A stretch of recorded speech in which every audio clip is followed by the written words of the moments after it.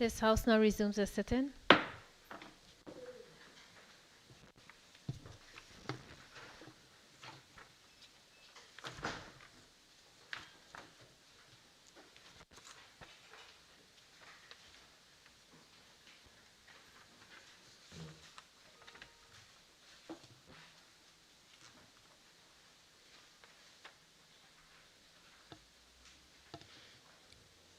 I call on the Premier and Minister of Finance to the motion.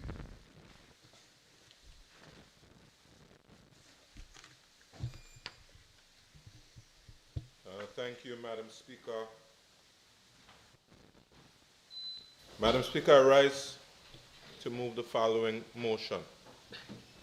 Whereas Section 242(1) of the Magistrates Code of Procedure Act, Revised Edition 2013, provides that the Cabinet may make rules in relation to the following matters: the giving of security under the Act, the forms to be used under the Act, regulating the form of the account to be rendered by magistrates or clerks of magistrates, of fines, fees, and other sums received by them, and providing for the discontinuance of any existing account rendered unnecessary by the new form of account, regulating the procedure on appeals by special case or otherwise under the Act, for the purpose of ensuring the just, timely, and effective management and dissolution of criminal cases in the Magistrates' Court, and any other matters in relation to which rules are authorized or required to be made under or for the purpose of carrying into effect the Act. Whereas Section 242(2) of the Act provides that any rule made under subsection 1 shall be laid before the House of Assembly for consideration and approval as soon as may be after it is made, and shall be judicially noticed, except that until the rules are so considered and approved, they shall have the force and effect of law. Whereas the Cabinet, in exercise of the powers conferred on it by Section 242(2026), SI number 13 of 2026, on the 5th day of March 2026 in relation to the Magistrates' Court. Whereas the rules were published in the Gazette on the 10th day of March 2026, and whereas the rules were laid on the table of the House of Assembly today, which is the 13th day of August 2026. Now therefore be it resolved that the House of Assembly of the Virgin Islands, no, sorry, wasn't laid on the table. Yeah, sorry. My apologies. I just have to get the day it was laid. That would have been.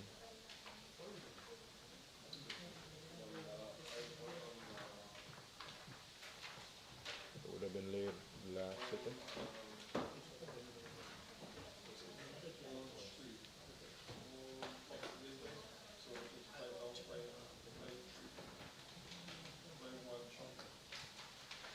Let's just take a brief recess. Sorry.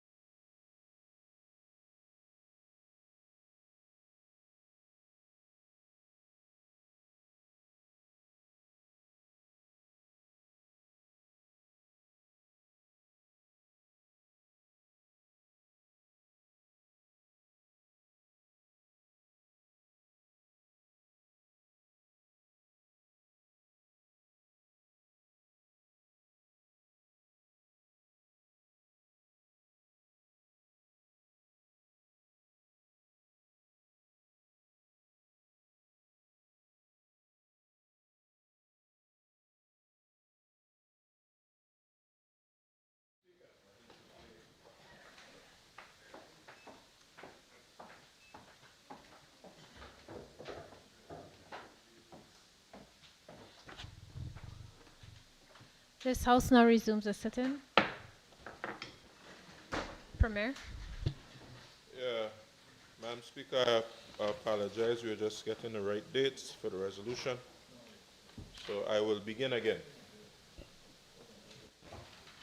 I rise to move the following motion. Whereas Section 2421 of the Magistrates Code of Procedure Act, Revised Edition 2013, provides that the Cabinet may make rules in relation to the following matters: the giving of security under the Act, the forms to be used under the Act, regulating the form of the account to be rendered by magistrates or clerks of magistrates of fines, fees, and other sums received by them, and providing for the discontinuance of any existing account rendered unnecessary by the new form of account, regulating the procedure on appeals by special case or otherwise under the Act for the purpose of ensuring the just, timely, and effective management and dissolution of criminal cases in the Magistrates' Court, and any other matters in relation to which rules are authorized or required to be made under or for the purpose of carrying into effect the Act. Whereas Section 242(2) of the Act provides that any rule made under subsection 1 shall be laid before the House of Assembly for consideration and approval as soon as may be after it is made, and shall be judicially noticed, except that until the rules are so considered and approved, they shall have the force and effect of law. Whereas the Cabinet, in exercise of the powers conferred on it by Section 24(2) of the Act, made the Eastern Caribbean Supreme Court Criminal Procedure Rules 2026, SI number 13 of 2026, on the 5th day of March 2026 in relation to the Magistrates' Court.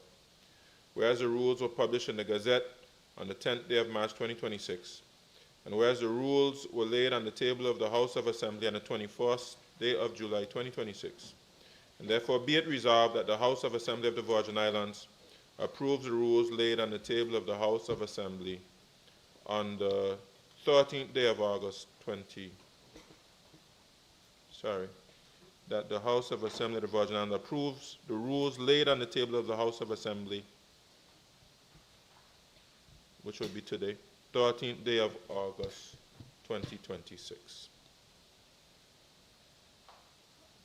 I so move. Huh?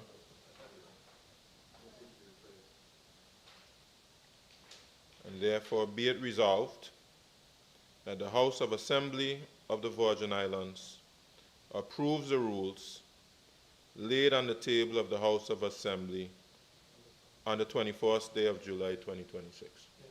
All right. I so move. Madam Speaker, I rise to second. Thank you. Honorable members, the floor is now open for debate.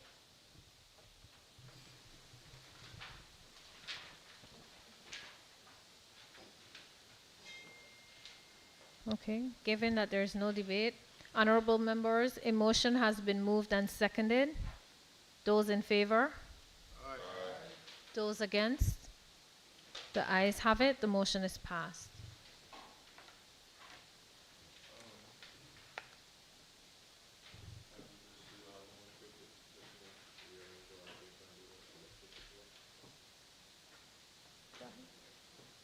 I call on the Premier.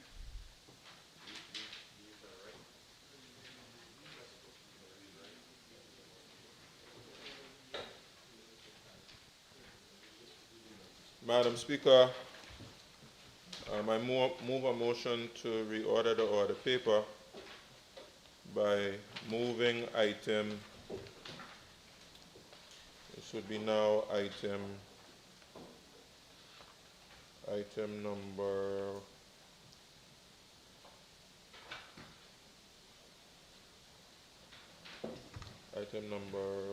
4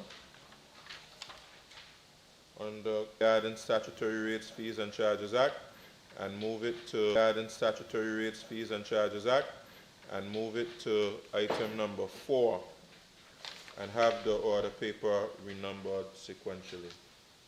All other items remain the same. I so move, Madam Speaker. I rise to second, Madam Speaker. Honorable members, the motion has been moved and seconded. Those in favor? Those against? The ayes have it. The motion is passed. I call on the Premier. Thank you, Madam Speaker. I rise to move the following motion. Whereas Section 3.1 of the Statutory Rates, Fees, and Charges Act 2005, number 28 of 2005, provides that the Cabinet may, by means of an Cabinet, a minister, or any other person or statutory body, to impose or vary rates, fees, or other charges, to grant exemptions with respect to rates, fees, or other charges, to approve the imposition or variation of rates, fees, or other charges, or the granting of exemptions with respect to rates, fees, or other charges, whether by resolutions, regulations, order, or other statutory instrument, and whether under advice or recommendation of or after consultation with any person, body, or authority. Where Section 3.2 of the Act provides that where such an order is made, it shall be subject to an affirmative resolution of the House of Assembly. Whereas the Cabinet, in exercise of the powers conferred on it by Section 3.1 of the Act, made the statutory rates, fees, and charges amendment of Schedule Number 2, Order 2026, SI Number 34 of 2026, on the 23rd day of June 2026 to amend the schedule by amending Part 13, which sets out electricity tariffs, rates, and charges. Whereas the order was published in the Gazette on the 23rd day of June 2026 by way of advance notice, and whereas the order was laid on the table of the House of Assembly on the 21st day of July 2026.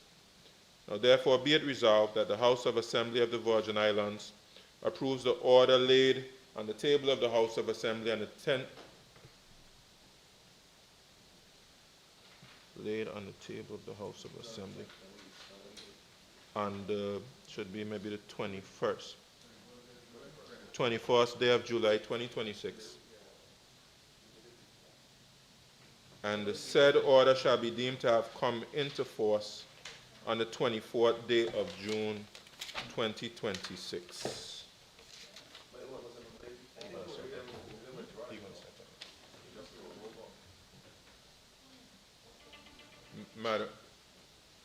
Madam Speaker, I so move.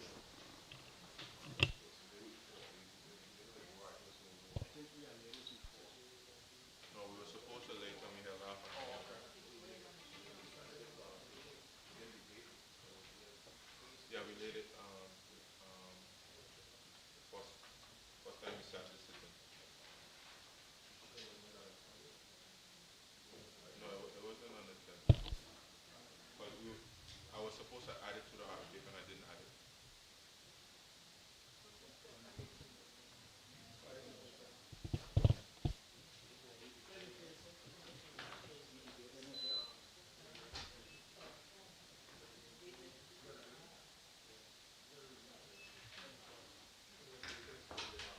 Yeah, I was going to do it before, but we didn't do it before.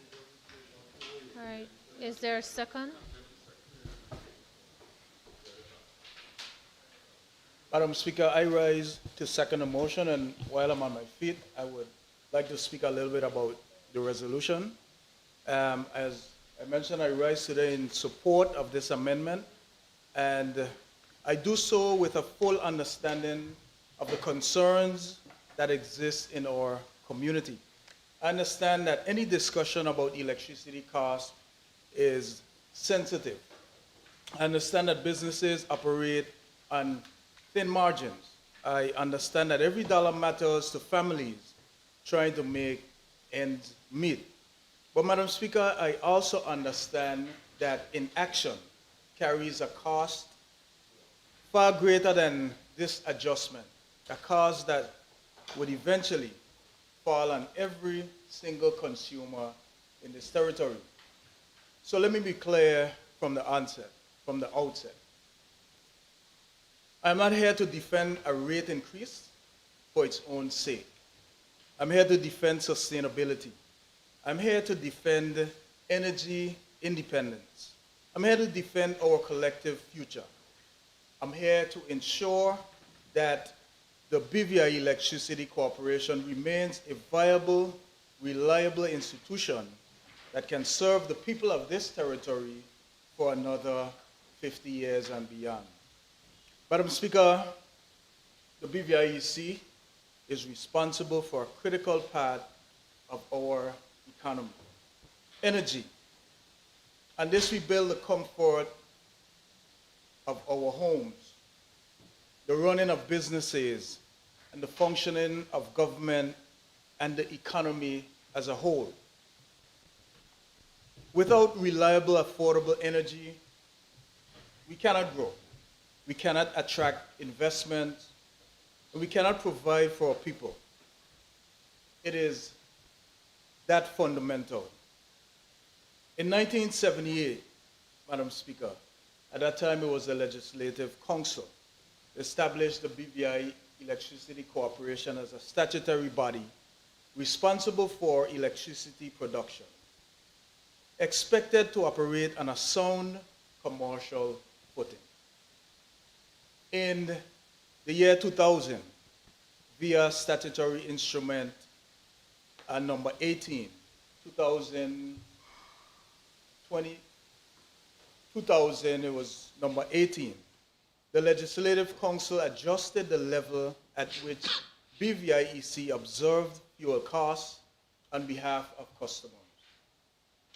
That step did not fully offset the inflation that has eroded BVIEC's purchasing power since 1978.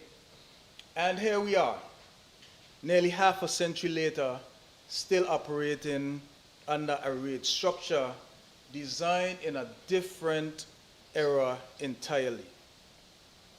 Madam Speaker, think about that for a moment. We are trying to run a 21st century economy with a 1970 pricing model. We are trying to build a modern renewable energy future while shackled to a subsidy regime that drains over $14 million from BVIEC every single year. That is not sustainable. That is not prudent. And it ultimately hurts us all. Today, over a quarter of a century later, with the cost of doing business nearly double what it was, another adjustment is necessary. A comprehensive tariff study will follow, and I welcome that. But we cannot afford to wait, Madam Speaker, because every month we delay, BVIEC sinks deeper into a hole that will eventually require a much larger intervention, and that burden will fall on every single taxpayer and electricity consumer in this territory. Madam Speaker, some will say, why now? Why not wait for when things change a little bit?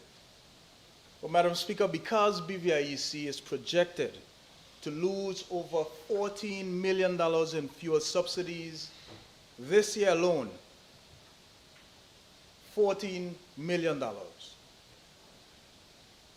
Madam Speaker, that money could be invested in solar farms, battery storage, grid modernization, transforming the territory away from expensive imported fossil fuels. Madam Speaker, each dollar we continue to pour into this outdated subsidy regime is a dollar we steal away from our renewable energy future.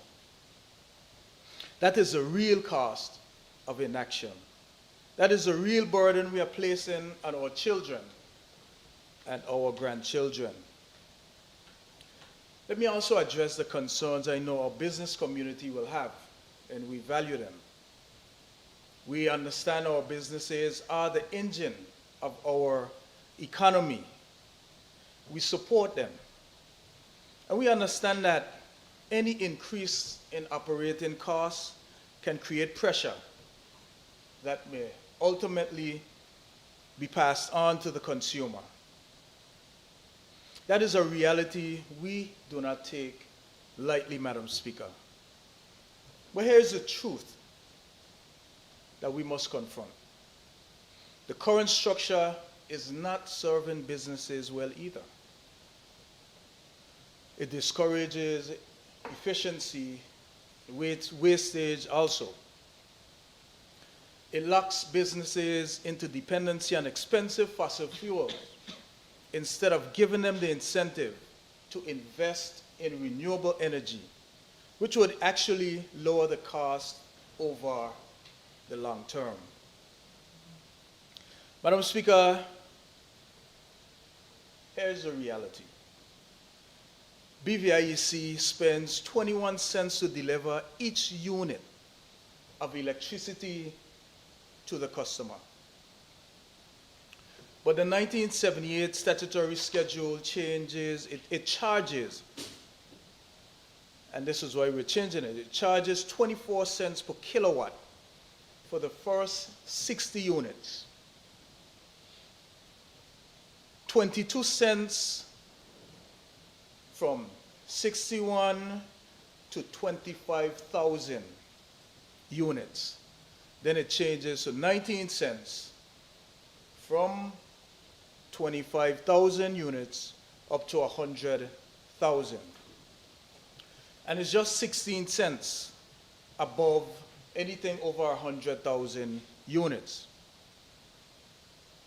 And on top of that, since the last change in 2000, BVIEC, as it's now reflected on your bills, absorbed 81 cents per gallon of fuel costs.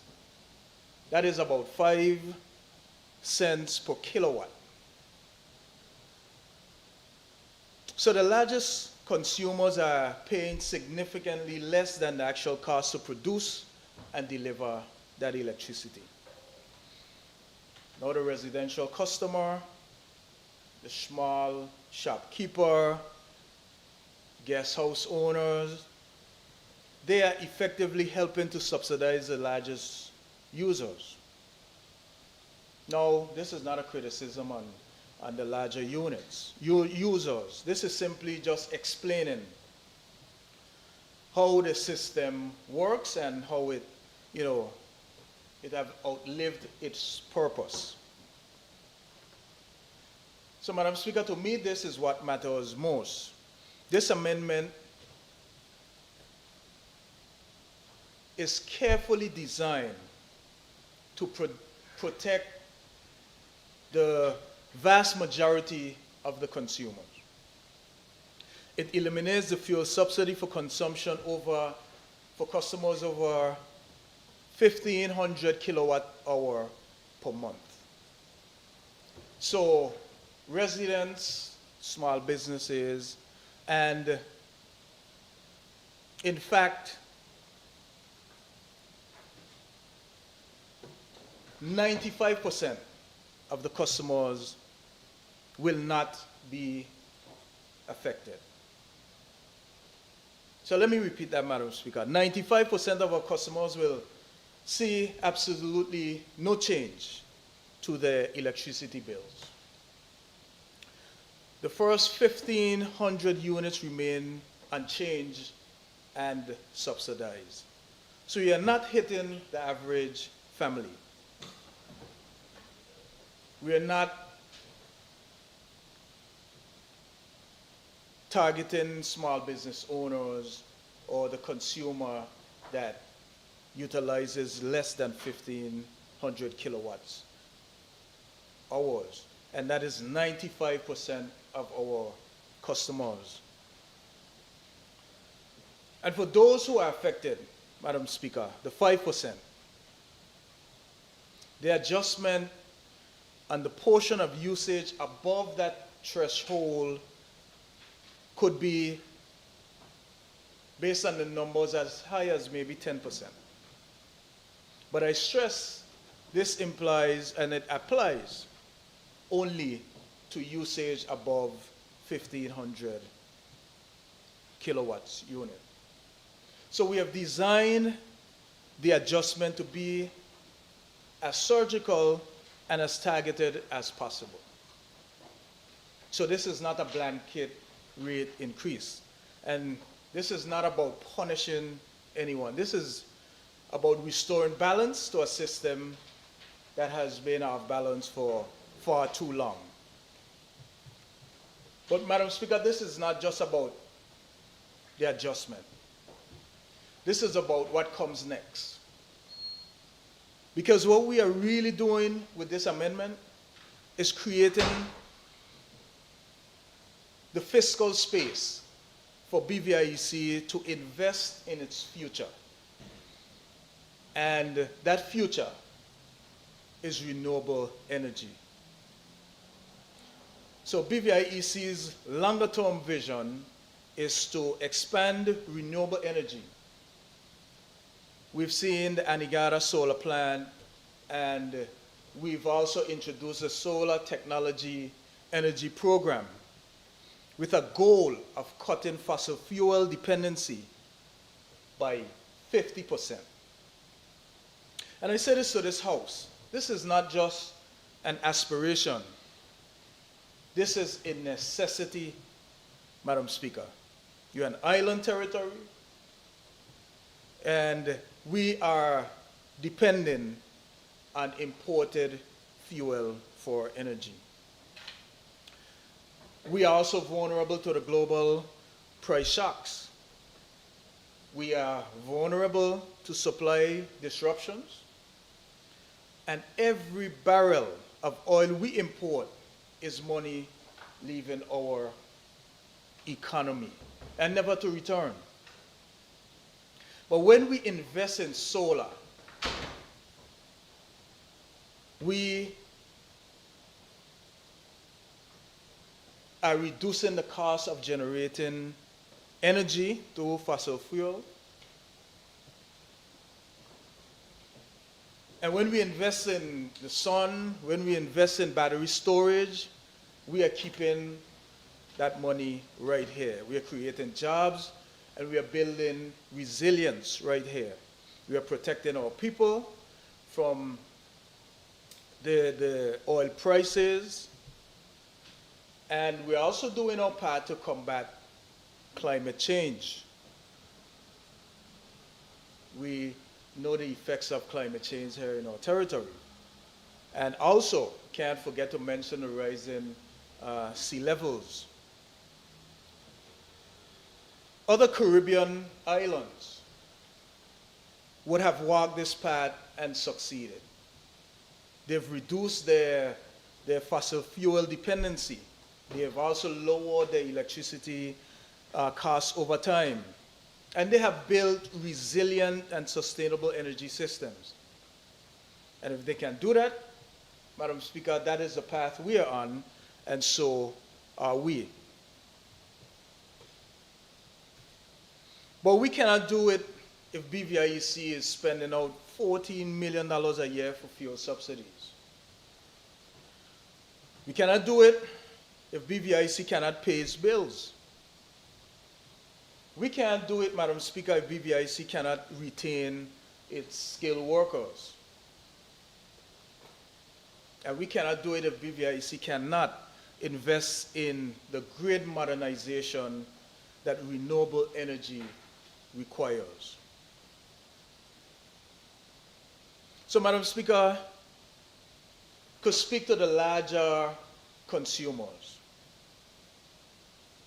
I know that this adjustment may present some challenges, but I also know that you're innovative. I know you're resilient, and I know you understand the importance of planning for long term. This is why BVIEC has actively encouraged the larger consumer to install grid-type renewable system. And we know that some banks are also giving you loans for this system. So businesses can install solar panels with, no upfront costs based on their reaching out to the banking institution and reduce their electricity bills immediately. And with the savings that they would receive from the electricity, you can basically repay to those financing institutions. Madam Speaker, I'm proud to say that we are already seeing that vision coming into reality. Just last month, I had the honor of joining Rotom Wholesale as they commissioned the Caribbean largest rooftop solar installation right here in the Virgin Islands. The largest rooftop solar installation. I mean, that was a $1.9 million investment, but it was delivered to partnership with BVIEC, working right along with them and their partners who did the installation. So that investment would have seen basically a 1 megawatt system being taken away from BVI Electricity's grid, and that would help to bring consistency to consumers. But I also want to kind of put that into perspective, Madam Speaker, because BVIEC's, their peak demand is about 37 megawatts. That is provided electricity for the entire Virgin Islands. So this one single private sector investment is already making a dent in our energy needs. I recall the managing director for Rotom Wholesale. She described it as one of the most significant milestones in the company's 65-year history. She said, and I quote, "We are proud to partner with BVIEC in delivering a project that benefits our business, our community, and the future of these Virgin Islands." Madam Speaker, and this was an exciting part for me, because the company that did the installation, they indicated that similar rooftop solar installations, they're moving ahead. And I can say that we are looking at different businesses, the Tortola Pear Park, Clarence Thomas, Nanny Key, and some of those businesses, they're leading the way. And they're showing that renewable energy is not just good for the environment, but it's good for their bottom line. So, I said to the business community, you do not have to wait. The pathway is clear, the financing is available, the technology is proven, and the benefits are indeed real. The businesses, that embraces renewable energy today will be the ones that see a reduction in their energy costs tomorrow. Madam Speaker, let me put the numbers a little bit into focus. BVIEC subsidized customers, as I mentioned, by $13 million. That is equivalent to about 2 months of free electricity territory-wide. So this year, in 2026, is projected to subsidize 14 million. Let me get that correct. The numbers that I mentioned was in 2025. 2025, the subsidies, the subsidized customers, they saw 13 million, and this year is projected to subsidize over 14 million. So that is $14 million this year that could have gone, as I mentioned, into various infrastructure. So I go to the proposal where the aim is to cut that subsidy by half. and then we'll restore BVIEC's solvency and sustainability so that it can meet its future operational and capital needs. So this is not about increasing BVIEC's profitability. This is basically about just their financial survival. And because if BVIEC continues on this path of unsustainable subsidies, we'll eventually have to bail it out with public funds. And we know what would happen after that, maybe higher taxes, more a burden on the government coffers. And that means cuts to several subsidies. And we see what has been happening with that. So, Madam Speaker, I must acknowledge the team at BVIC because they have, and since their existence, they have been well managed with committed staff, well-trained staff, and we have been receiving that great service delivery. But the challenge is today.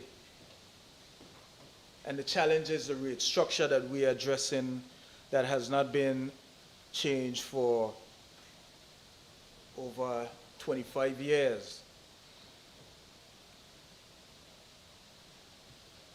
Madam Speaker, I have spoken to some of BVIC staff, and there are some complaints in terms of having seen a salary increase in years, and they draw that comparison to central government, to government workers who have seen a raise in their salaries.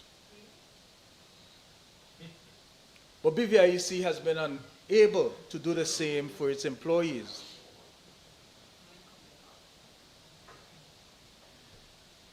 So we are seeing nearly an exodus of some of their skilled staff.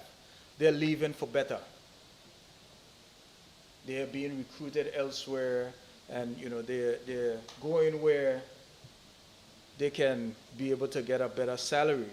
So we can't afford to lose those trained professionals, Madam Speaker, lose that institutional knowledge, lose that expertise, and lose that ability to serve our people effectively.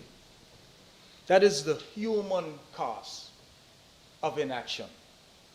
And, Madam Speaker, that is why I'm here in support of this amendment, as it is to restore BVIC's fiscal health so that they can retain staff, maintain the reliable service, and continue serving the people of these Virgin Islands. So, Madam Speaker, I just want to state that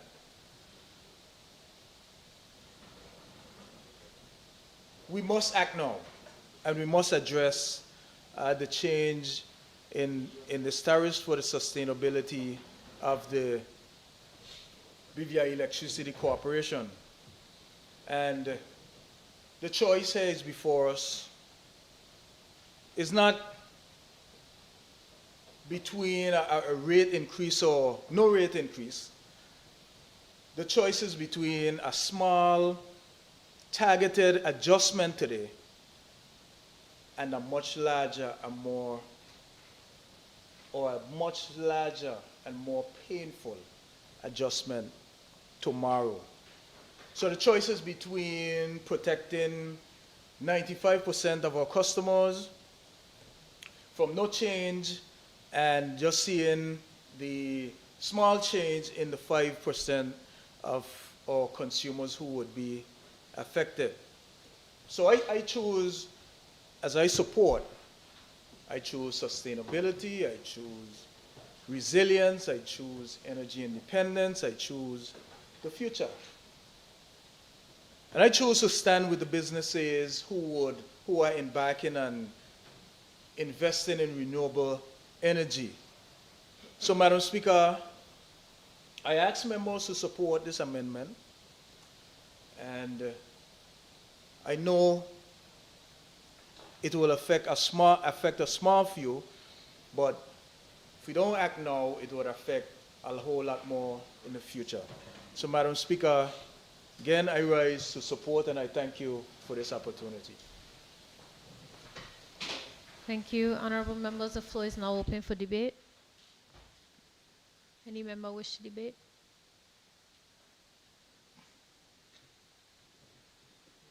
No? I recognize the territorial at-large member, Honorable Ronnie Skelton.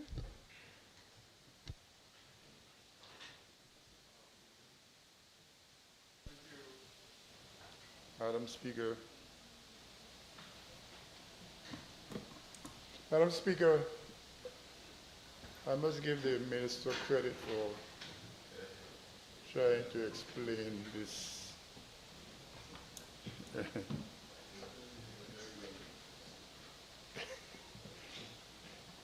In a nice way. Madam Speaker, if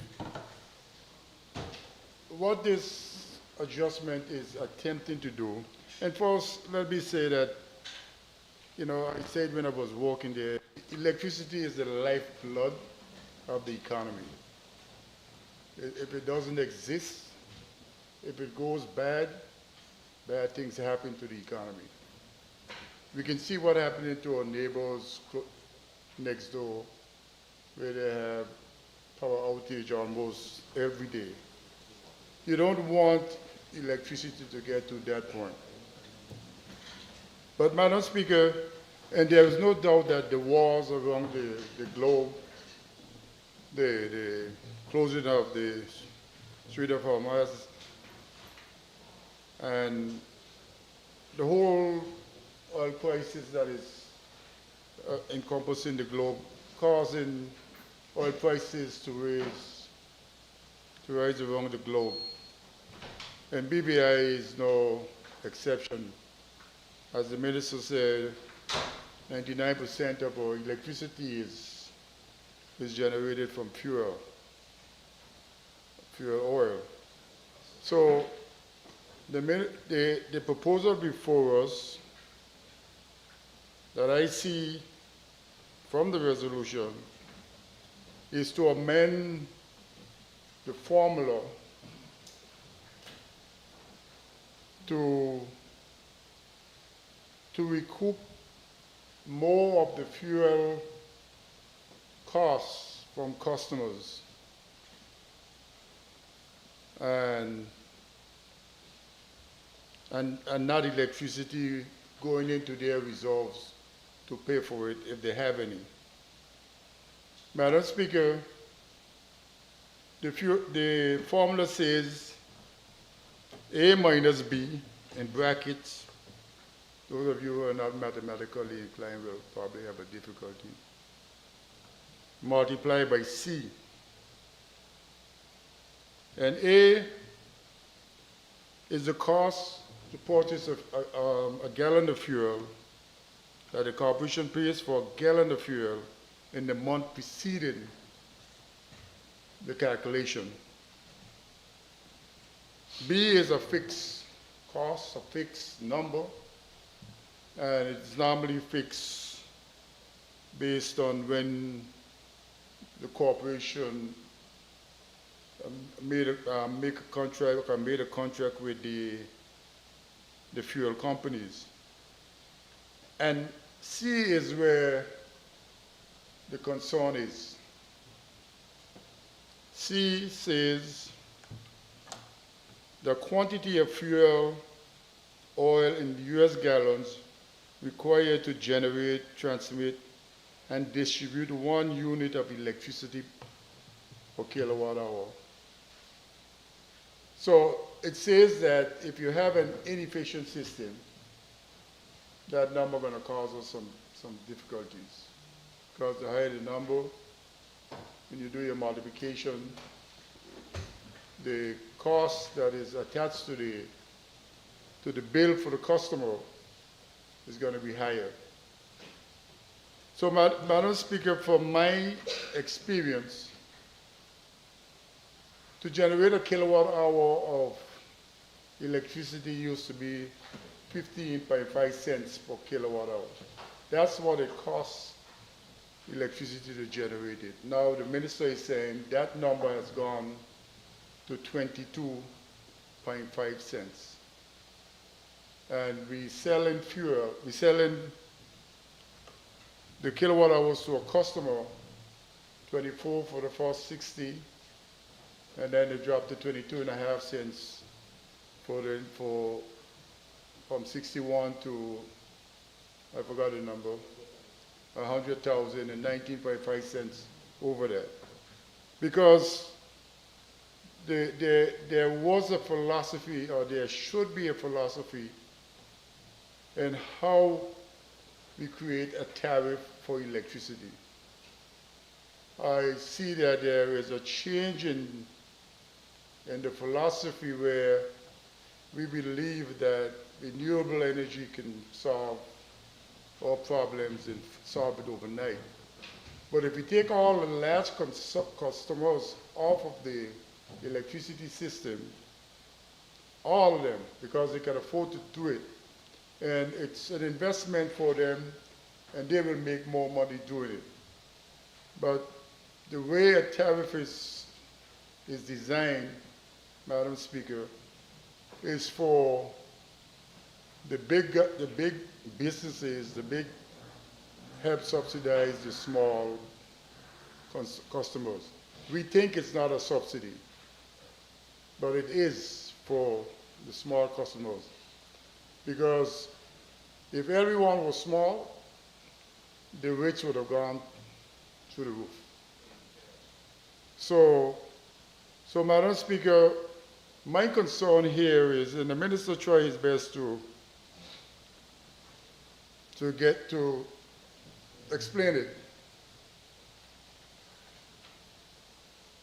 There's no doubt in my mind, unless I can see it on a piece of paper, call numbers, only 95% of the customers are going to be good. But based on my experience, it can't be so.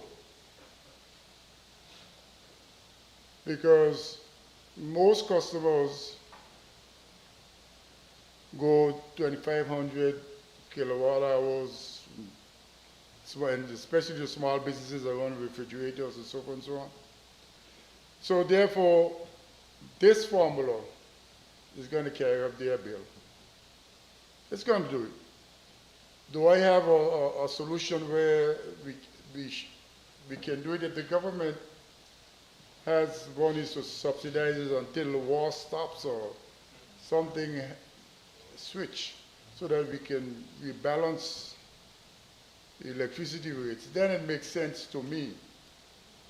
But if you tell me that this will not drive up the cost of food for the very people we're trying to save, the small people, the small man who goes to the supermarket every day, I will tell you, there's some cost for concern.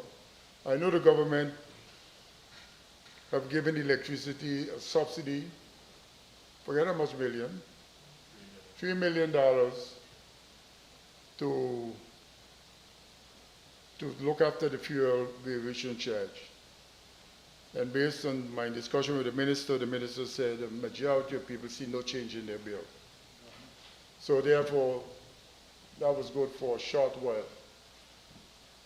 When does it begin to have effect on people and what that effect will be? This will make it happen. So, Madam Speaker, in spite of, you take the 10 cents off, the 10 cents on fuel coming into the country, but electricity never paid it. It was exempt from it. So that has no effect on the electricity bill. It has effect on the vehicles and the production, people delivering food and so forth and so on. But it has no effect on the ordinary electricity person. So, Madam Speaker, what is the answer to this dilemma that we are facing? And it needs, there's no doubt in my mind, because I know I was in 1987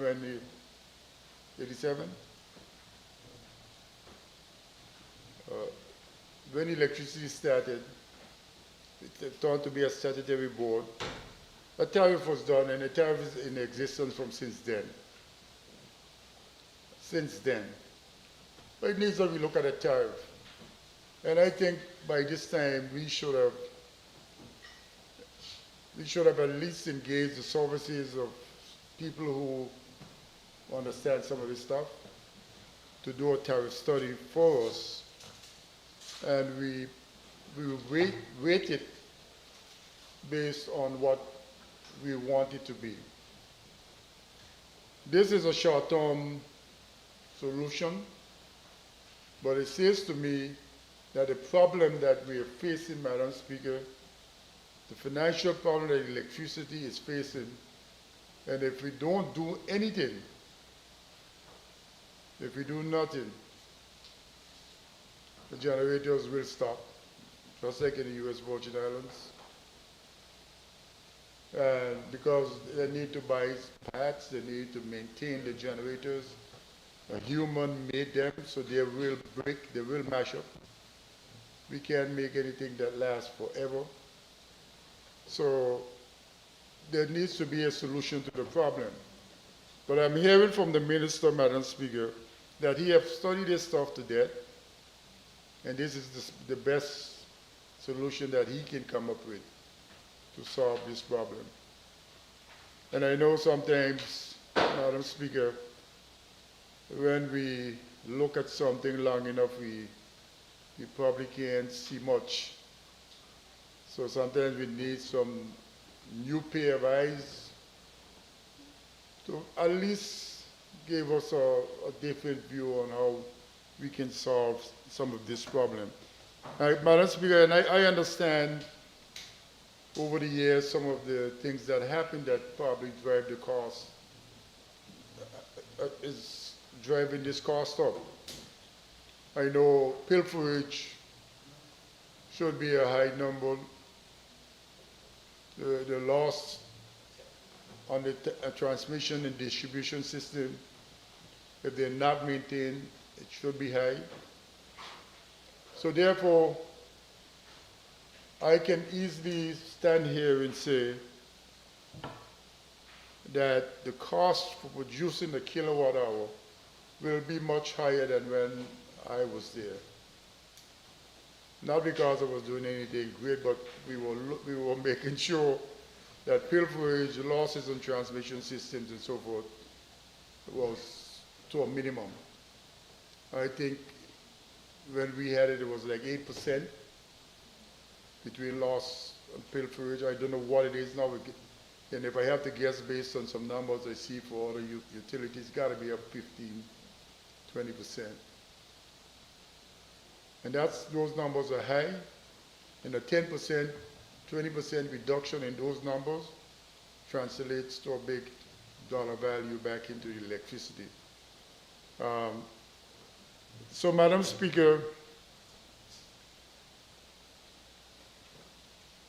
the economy is the key here.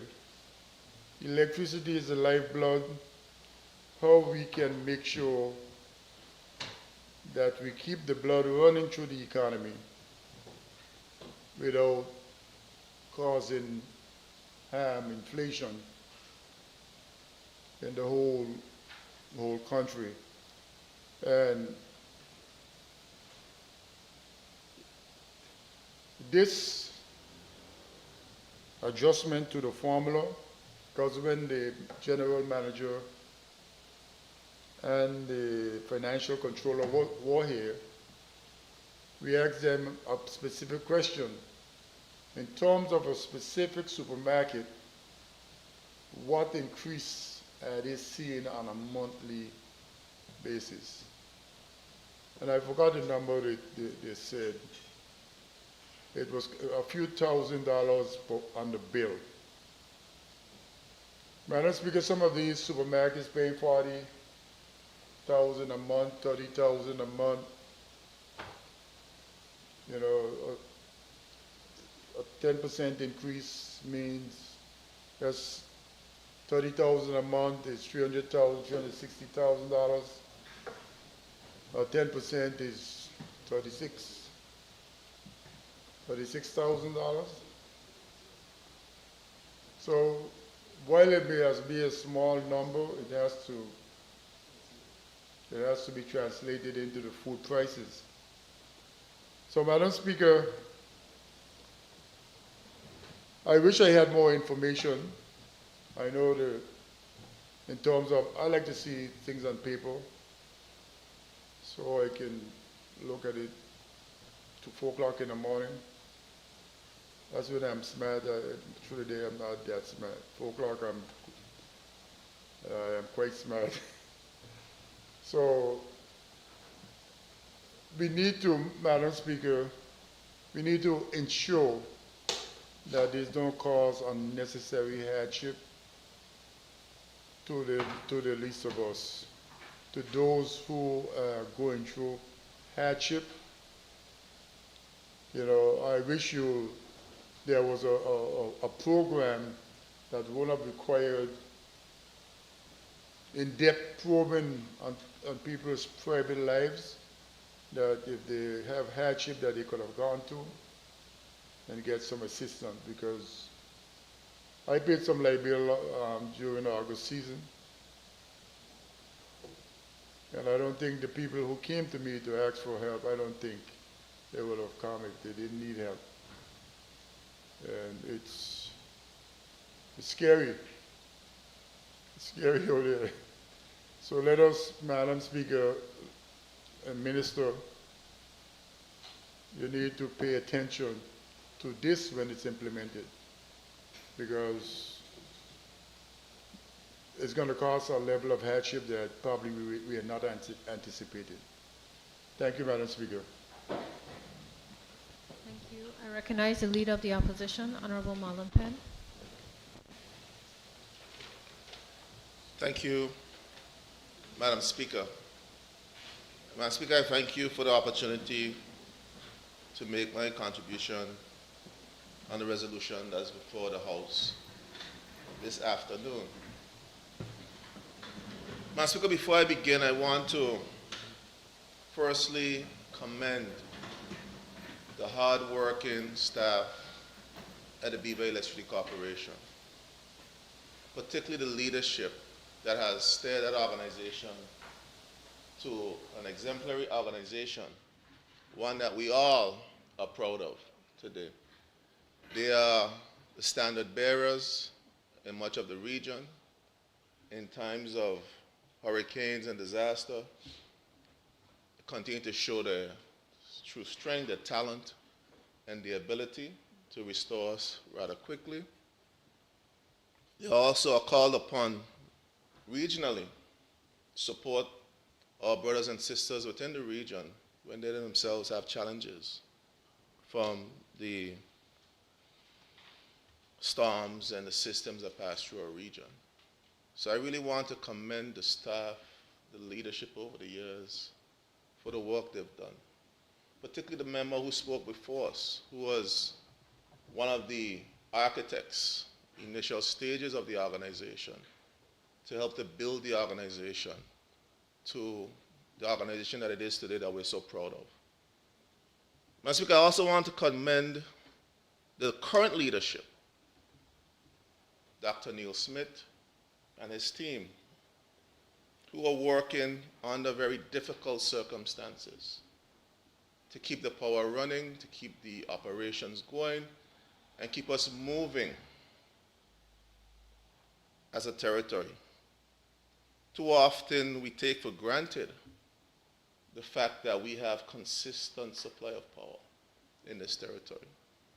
We need not only see what we're hearing across the waters to our neighbors in the U.S. Virgin Islands, In fact, August Wednesday, I was speaking to a cousin who came up for festival, and we were on the route in Eastern. He said to me, he said, because I was going back down, I ain't going again.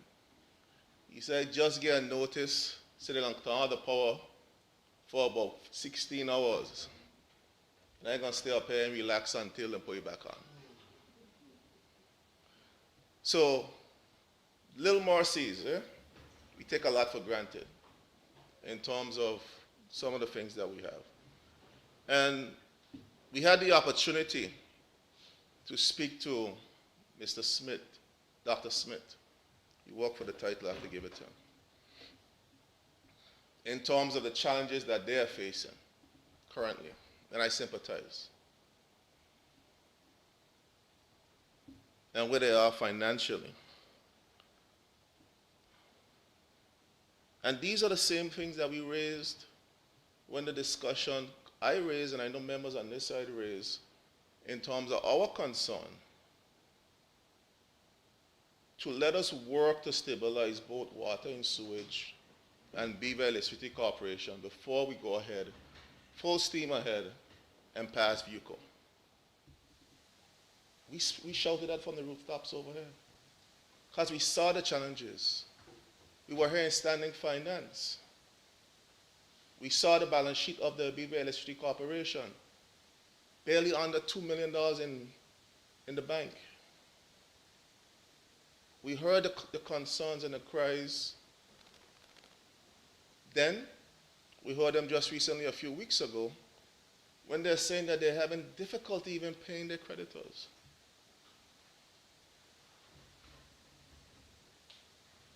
Even the very fuel that drives the operation, they're having difficulty paying that, which is also going to be charged additional fee because based on the contract, they have to pay for every time they're late, they have to pay a premium. So additional costs to them and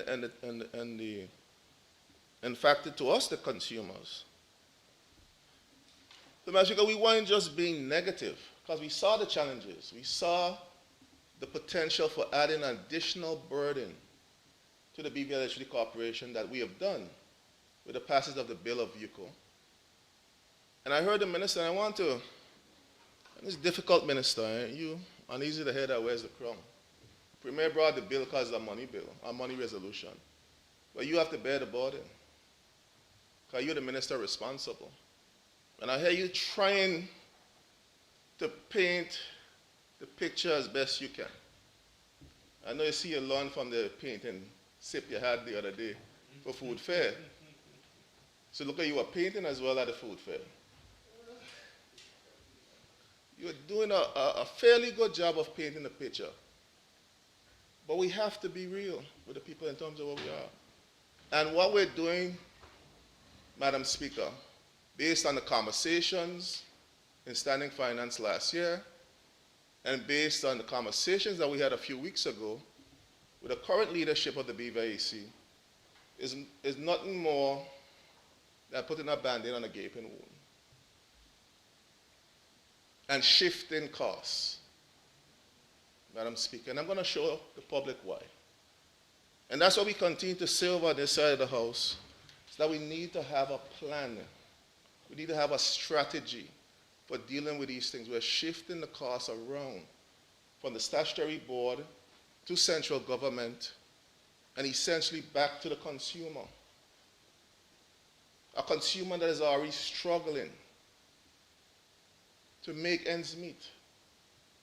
You heard other members speak about these electricity bills. All of us get the calls. And they're sincere calls about people who are finding it difficult to make ends meet on a daily basis.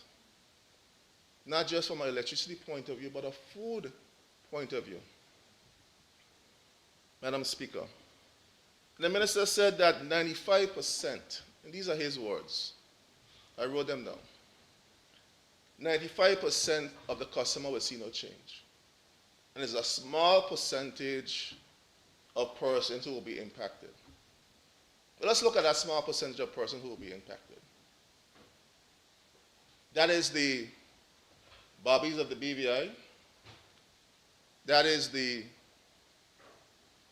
frozen imports of the BVI.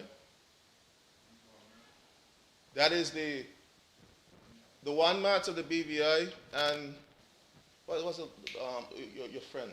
You just spoke about him earlier, Matavius. Super values of the BVI. These are the small percentage that the minister is speaking about. But that small percentage has a large role to play in the economy. And my honorable colleague was so right. That same transfer of monies is going to be passed on to every consumer in this territory. Business doesn't work this way, that when I get a new cost as a business, that I just absorb it. I just absorb the new cost. Well, there's a new cost, there's operation cost. I'll just pay it, and I'll sell my product at the same price. It doesn't work that way. Someone has to absorb that new cost. And it's going to be us. It's going to be us, the consumers, are the ones who are going to be left to absorb that new cost. And I'm happy to hear that Rotan Wholesale has done what they've done, and they might be able to save a little money during the daytime, run the generators a little less at night, so that they don't have to pay as much in terms of electricity bill. But are we going to see that transfer into a savings for the consumer? Is the consumer protection legislation robust enough to see that? But they are not going to pass that on because they have to now pay for their capital investment. So encouraging others to do that, you're not going to see that cost immediately to the consumer. And that is the point. Minister, I know you tried your best to be real and position and prepare our people for the realities. The reality that there is going to be some impact from this. There's no doubt about it that there's going to be some kind of impact from this to the ordinary citizen in this territory. That's because the shifting of the costs. The biggest consumer of electricity in this territory is the plant at Parakita Bay. There's no ifs, ands, and buts about that. Because you heard the Water and Sewage Department, they came before us during standing finance many times, complaining that BVIC constantly asks them to turn off the plant because there's an issue with load sharing. They have to turn off the plant. So they consume the bulk of the electricity in this territory. Madam Speaker, you know who pays that bill? Us. You, Madam Speaker, the Deputy Clerk, the members in this House, the citizens of this territory pay that bill every month. We're shifting the cost. That cost is going to be shifted back to us. Fortunately for BVIC, they negotiated very well. So that cost was retained by the central government for the running of the plant. So they don't have that additional bill to deal with. But essentially it will be their bill. Because I think it's 4 years, Minister, it is. Within the next 4 or 5 years, the plant is going to be returned back to central government. We need a more comprehensive approach, Minister. And the numbers are clear. If we implement this today, and let's say this is implemented by September, we will save, well, BVIC will get, I would say they will save $3 million in subsidy. So it's about $750K a month, based on what was explained to us by the Dr. Smith and his team that came before us.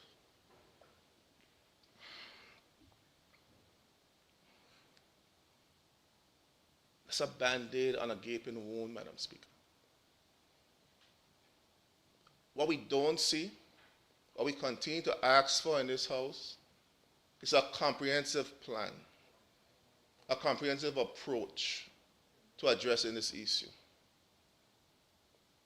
We're now hearing, and I saw a flyer circular going around, that the BVAC is now collecting water revenues. They put out a notice that on the 15th of July, all bills should be made payable to the Beaver Electricity Corporation. There's a circular on the Beaver Electricity website. The circular was very clear. It didn't say you can. It didn't say that there was an option. It wasn't optional based on the circular. It's on their website that you should start to pay the bills from July 15th. And my point on that is, Madam Speaker,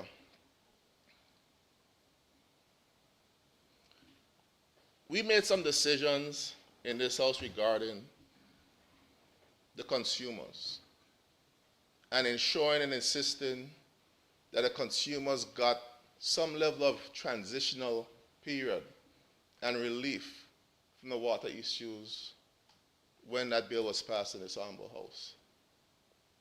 There's no certainty, there's no clarity, and I'll give the Minister or the Premier opportunity to get up and correct this, that we have indeed had an amnesty on those bills for many of those major customers, many of the citizens who had queried for years some of the bills that they are saying are not accurate or isn't accurate. So there needs to be clarity. So the people of this territory need to, and I see the minister going around advising his colleagues. I'm hopeful for one that will get up.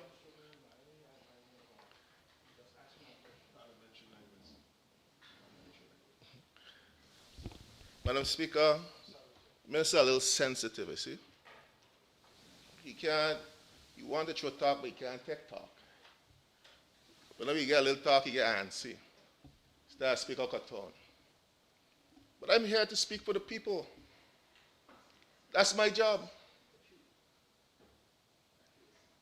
But you have to clarify. We sat in this House, and we made a decision to create an amnesty for the people of this territory. Did we not? To forgive, forgo the bills. Did we not? Or we changed it on the fly? The water bills.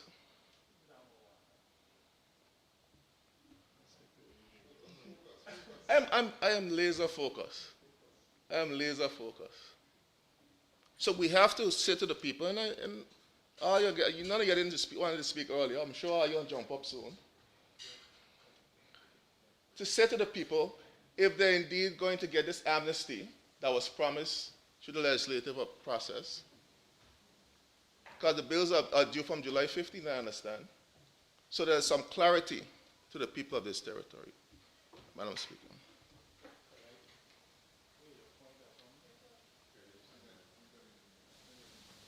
Point of information, Madam Speaker. Members, please allow. Thank you, Madam Speaker. Point of information. The member is speaking about bills being now collected solely at BVI. You see that it's just us in preparation of giving the water customer another option where they can pay their bill. So the bill is still being submitted to the consolidated fund, but it's just that there is an additional collection point. Thank you, Madam Speaker.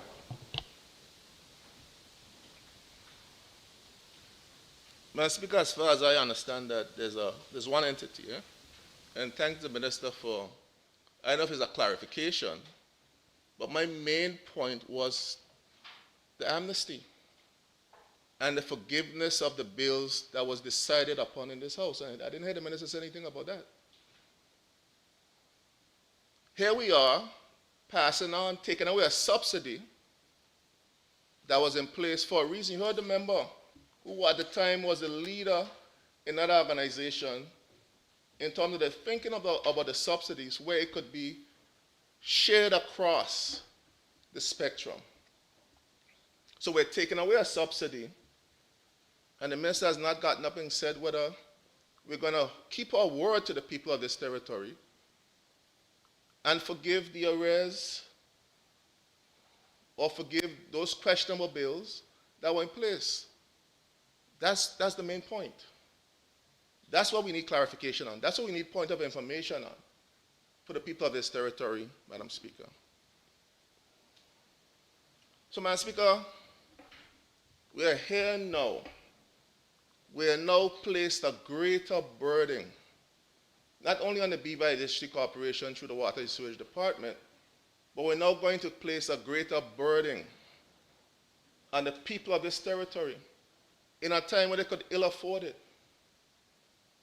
A time where you see the instability globally and the impacts that that instability is having on everyday life of ordinary citizens of these Virgin Islands.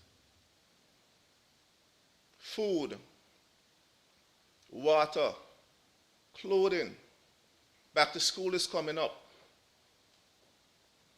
Many parents are already calling, you having a back to school this year? You having a back to school this year? Even me begging Vincent for some copybooks. Honorable Wheatley, I apologize, Madam Speaker. I forgot we in camera. My honorable colleague from the East, Far East, and he himself is having some difficulty with the power issues up in Virgin Gorda.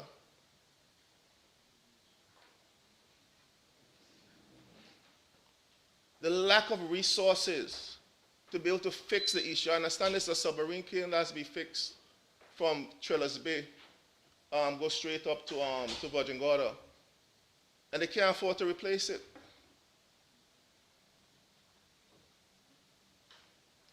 We need something more comprehensive than what we're doing here, Madam Speaker. We cannot continue with this piecemeal approach to the economy. We're going to bring economic instability to this territory. This decision today is one going to drive the recurrent expenditure up because the cost that we have to pay for the plant is going to go up, is going to create further instability within the economy, where struggling families, struggling small businesses will now be forced to pay more. Them little bars that make a little money during festival got to pay all it back now because the price of their products are going to go up. Their bill is going to go up. And the subsidy that the government has put in place is no longer in place. So we're going to see an astronomical increase in everyone's electricity bill over the next month. We're going to see an increase in the food prices over the next several months if we don't do this properly. And our socio-economic systems are not working, Madam Speaker. The safety nets that have been put in place to assist struggling families are making it too difficult. My colleague just spoke about this. If you had a system that wasn't as intrusive as it is now to assist families during this difficult time, and I said it publicly, Madam Speaker, that I believe the $3 to $6 million that was spent on these subsidy would have been better spent giving it back in a way, a structured way, back to families who need it the most, to allow them to prioritize what they need to do for their families in the areas that impacted them the most.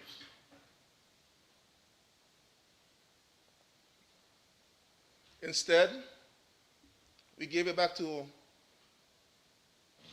the major food suppliers, essentially. When you hear one of them coming to you, the big one, telling you how good something you're doing is, you know something wrong. Bragging and singing your praises, you know you're in bales of trouble.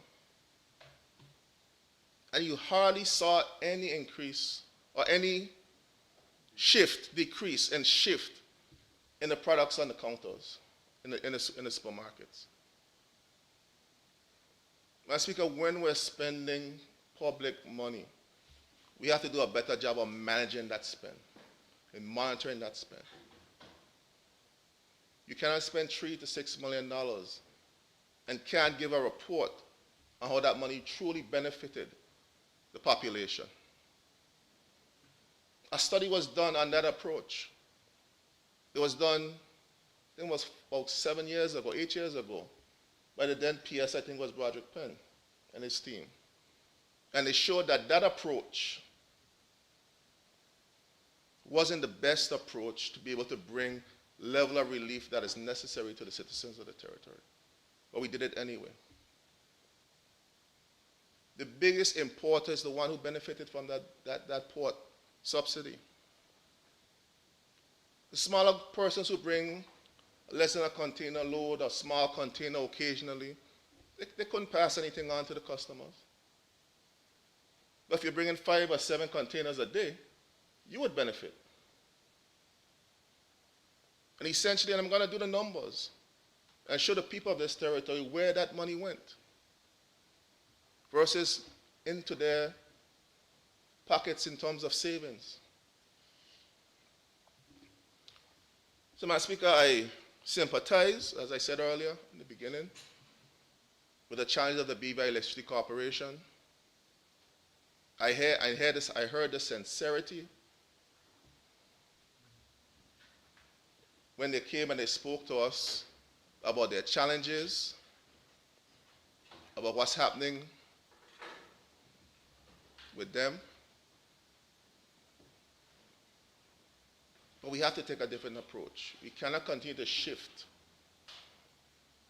the expenditure, or shift the burden from one entity of government, quasi-government, back to the recurrent expenditure, rising the recurrent expenditure now with the monies that we have to pay with the plant, and then shifting the subsidy from the big providers, and now it's going to be shifted again on the ordinary people of this territory, Madam Speaker.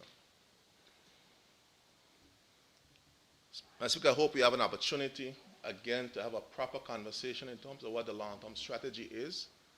I hope with the Minister of Finance and the other ministers and members of this government stands gets up, they're able to expound on that for the people of this territory, so we could know if the imbalance that we project will happens, how will we support the struggling families of this country.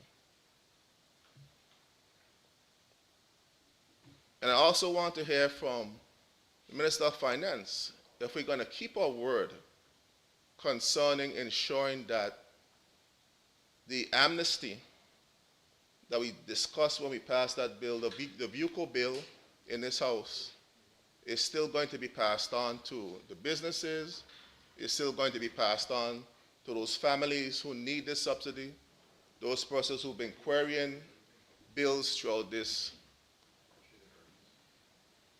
territory for years without resolution. That is what I want the people of this territory to hear from the Minister of Finance, if he so feel inclined to tell the people of this territory. Well, Mr. Speaker, Madam Speaker, I thank you for the opportunity to make my brief contribution, but I'll sit and listen to hear in terms of those particular concerns that I raise, concern the people of this territory and the health, as the Minister put it, the fiscal health, or the deteriorating health that we're seeing with this merger that we cried at the mountaintops about, that we saw it coming, that the burden that this would place on both entities and a greater burden on us, the taxpayers, and the people of these Virgin Islands. I thank you, Madam Speaker. I recognize the Minister for Health, Honorable Vincent Wheatley. Thank you, Madam Speaker. I too rise to support this resolution. I think what the Minister has said is absolute truth. At this point in time, doing nothing is not an option. Madam Speaker, truth be told, the whole world is in crisis right now. It's in crisis mode. Water, water problems all over. Hoover Dam, you name it. Danube, UK, every country is going through water problems. Part of this is due to global warming and the changing patterns in rainfall. But it's also brought another troubling part to the territory, to the wall actually, and that is heat. I think yesterday in the UK was the hottest day in a very long period, number of years. And as because the effect that has had on the beaver, I know from direct observation, a lot of persons who didn't have ACs 2 years ago have ACs now. And who had one now have two. Madam Speaker, what that has done is put a direct strain on an aging infrastructure. Additional pressure is what you call is being stress tested to the max. Double that with the war, the closing of the Strait of Hormuz, the Ukraine-Russian war, and the cost of fuel fluctuating. So the cost of energy in the BVI has gone up significantly over the past few years. Any economist will tell you that the rate of development is directly linked to the cost of your energy. Those countries that have cheap energy, they can develop fast and do more. Because the cost of doing things is cheaper. The minute your energy cost rises, every other cost on you rises also. So because we import most of the goods, 80–90% here in the BVI, so the cost to bring goods here naturally will go up. And Madam Speaker, the minister has made it very clear, and I must commend him, as to who the target really was. And it was those big consumers. And I think that the thinking was, or is, the big consumers are more capable of buying alternative energy like solar. And we saw that we saw it with Roton Wholesale, one of the biggest solar projects in the Caribbean, not in the BVI, in the Caribbean. What they can do to offset fuel costs for BVI EC, that money translates into direct savings that can be used for other things by BVI EC. I think I said 95% are the ones affected.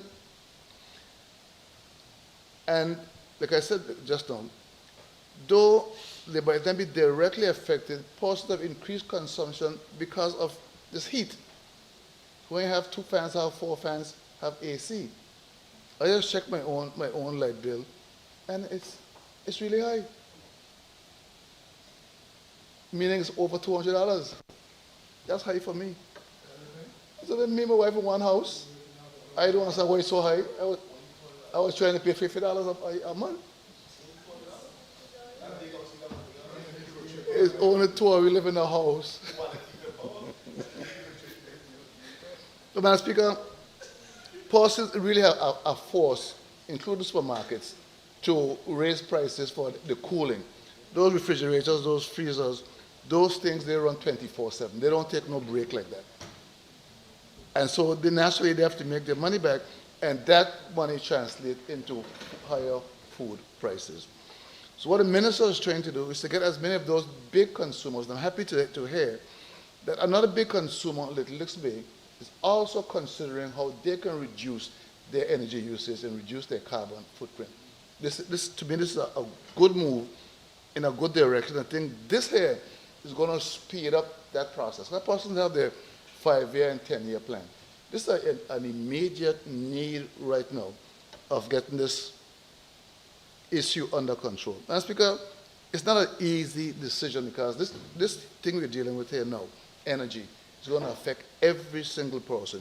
But I do believe we have to go through a little bit of short-term pain to see that gain in the not-too-distant future.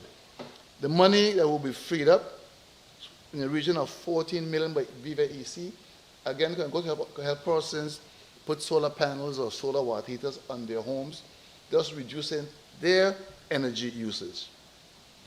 And then, Madam Speaker, apart from the cost to electricity, a lot of persons aren't paying their bills. Electricity Corporation has a lot of outstanding persons persons who are consuming electricity but aren't paying for various reasons. That figure is huge. I can't recall what it was, but I think it was 20-something million dollars in outstanding fees. The issue is not to necessarily go and prosecute those persons, and then, of course, those who have illegal connections to the system. It's costing all of us. Yeah, you may say you're saving $100 a month by stealing power. If you get 100 persons doing it, all of a sudden, those figures add up. So if you know someone doing that, encourage them not to do it, because we all will pay the price in the end. Madam Speaker, alternative energy. One of the things that I saw recently that really caught my attention is the improvements in battery technology. Battery technology is used because with solar panels to run homes. The advances in the last 4 months alone have been phenomenal. A lot of countries are getting these huge batteries. They charge them during the day with the solar panels, and the batteries run homes or whatever it is. I've even seen very small ones that can fit on my desk. A gentleman came by. There's a gentleman here who sells some of these batteries, and they're not very large. You charge them up, and they can run a refrigerator for an entire night. And I want to encourage persons who particularly have the need for like respirators and people with what do you call it now? Sleep apnea, that must have power. If you can't afford one of those big generators, I encourage you to buy these small compact batteries. They can run your machine all night, your refrigerator. They run from about $400 to about $1,500. There's a gentleman here who sells, and I can't remember his name right now. But these things, I say, if you have these there's some persons who must have power to run their various devices, whether it's sleep apnea or whatever it is they do have. It's hurricane season now. We know power is likely to go. I saw my poor cousin in St. John yesterday morning, did a post around 6 o'clock. She woke up to no power, no notice. And she said to me, this is a regular thing in St. John. So I'm asking persons, particularly if you're now going into the more active part of the hurricane season, if you know you have these conditions, don't wait until the power goes and then you're there calling all kind of persons about borrow generator. These things, you charge them up, they're not terribly expensive, you charge them up, and the power goes up, it can run your machine for up to 10, 12 hours or longer. So I encourage persons, during as we get into the hurricane season more active, to get one of these devices. I'll try and find a gentleman's number and post it. So you know, if you know you fall in that category, to go and get it. But Madam Speaker, like I said, doing nothing is not an option right now. It might not be the ideal situation, the at-large member said, but I do believe, Madam Speaker, it is a move in the right direction. It's going to solve two problems. It's going to get some of those big consumers off the grid all year, and it's going to free up money for the Electricity Corporation to invest in other things. Madam Speaker, like I said, the cost of energy drives the whole world, and hopefully the war with Iran and America would subside soon. The Strait of Hormuz will open, and the price of fuel hopefully will drop to post-war levels. So, Madam Speaker, again, I rise in full support of this bill, and thank you for my few words. Thank you.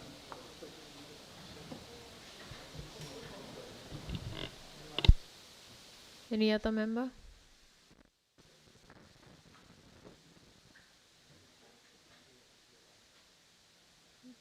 I recognize the member for the 2nd District, Honorable Melvin Turnbull.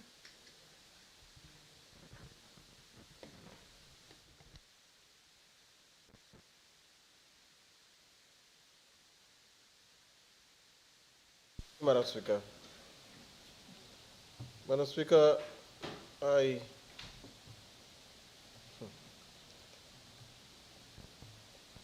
rise to debate this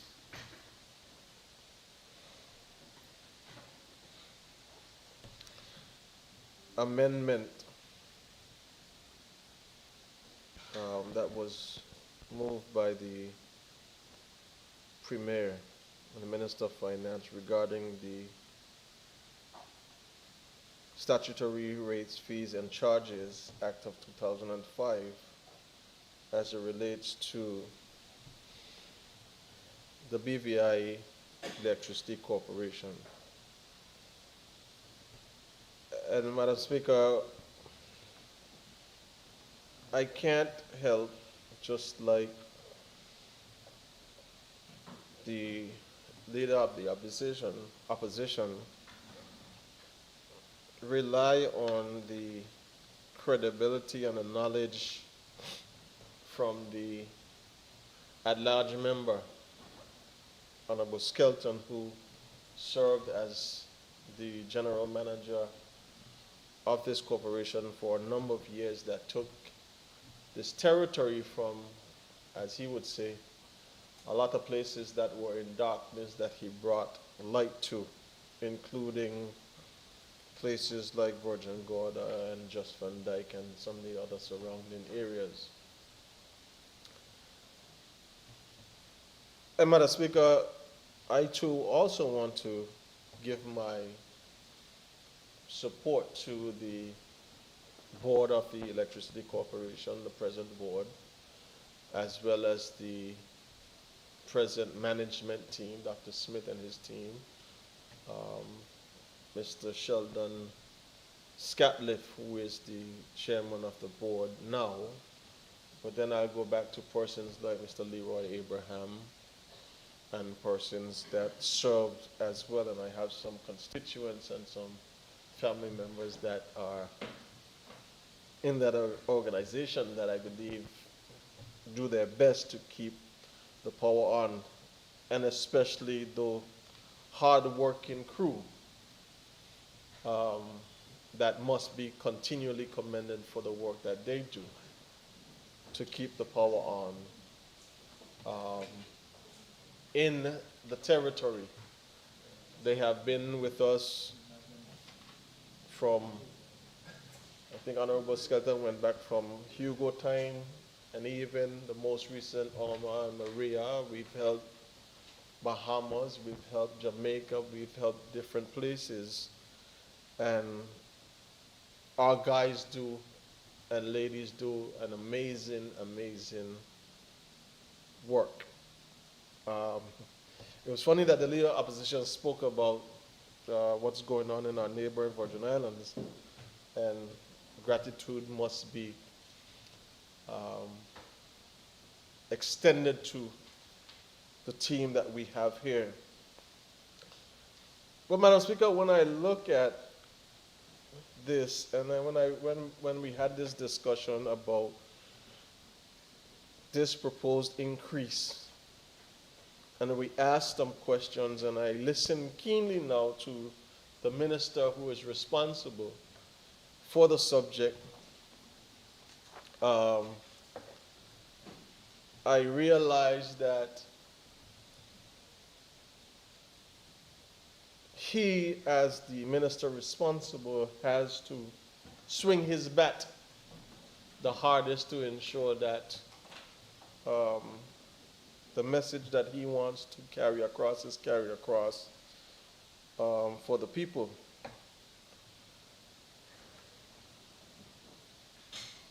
But I had some challenges, Madam Speaker, with some of the things that he said. I had a number of challenges. And the challenges stem back to, I believe it was, what date is this? Just about a few months ago when we did the Vehicle Bill Now Act. And in that debate, Madam Speaker, I remember members on this side raising some concerns about what we were doing. And I remember myself, Madam Speaker, asking some questions, because while I understood at the time the minister who raised the bill, what he was proposing to do and what he was proposing to sell to the people of this territory, I asked questions. And now I come back to ask the same questions. Because under the BVI Electricity Corporation, I was trying to find out and see or get a copy of the restructuring plan. I wanted to be able to see how systems will be overhauled to be able to have the two entities work together. I wanted to be able to see so that I can educate the people that I represent and help share throughout this territory what their modernization blueprint would look like. I wanted to understand what the workforce strategy, Madam Speaker, might be, and even be able to help the staff from both BVI Electricity and Water and Sewage understand how they might be getting some sort of salary increase because they are merging these two entities that should be working together to serve the people of this territory.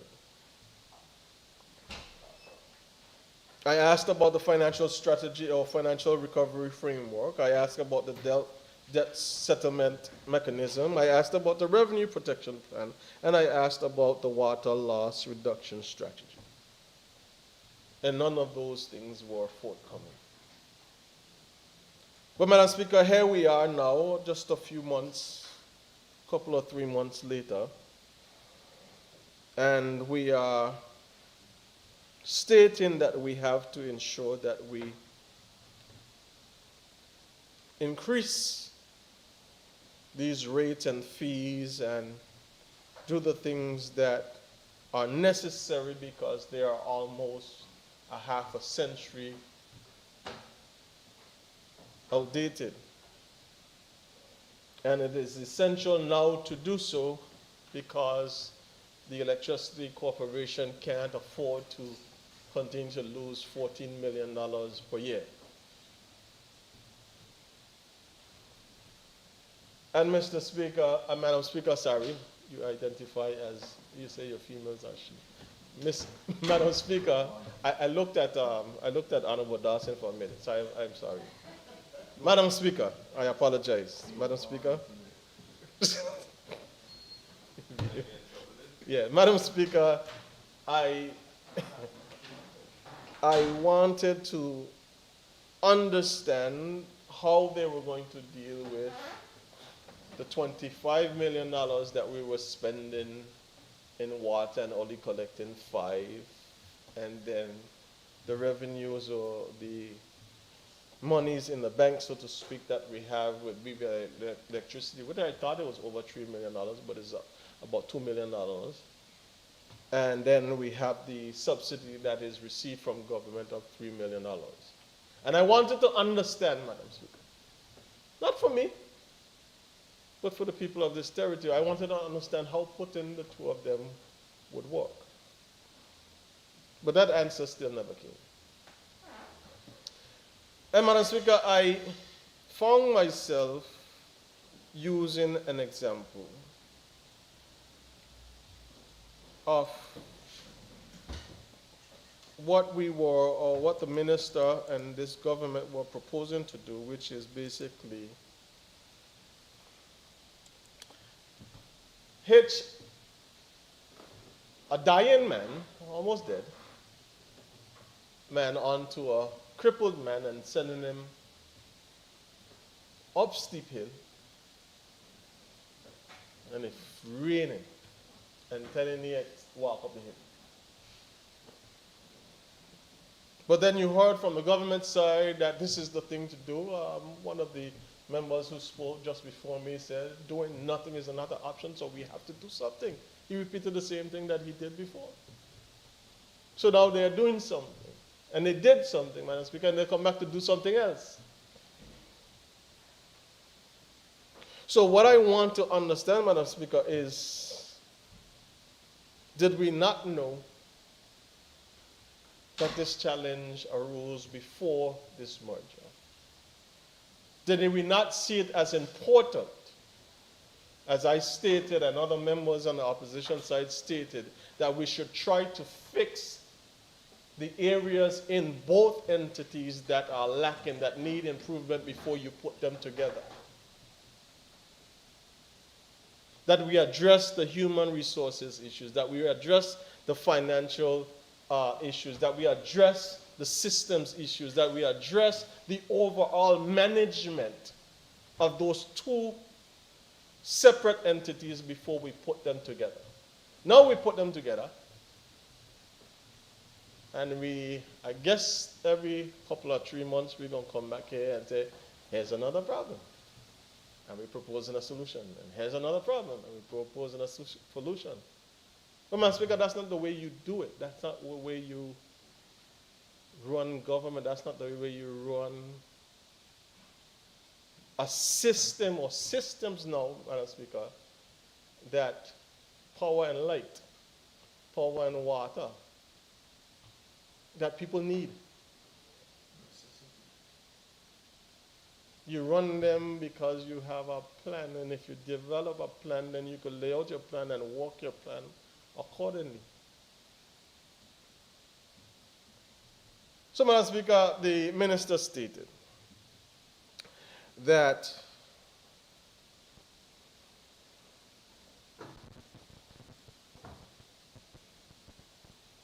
"95%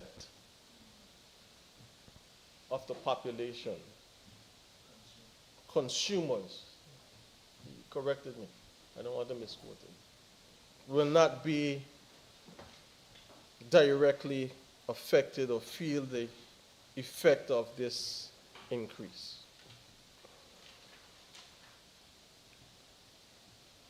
And, Madam Speaker, I didn't want to interrupt the minister when he was speaking, but I would like to see some sort of information, documentation that proves such, not just mere words.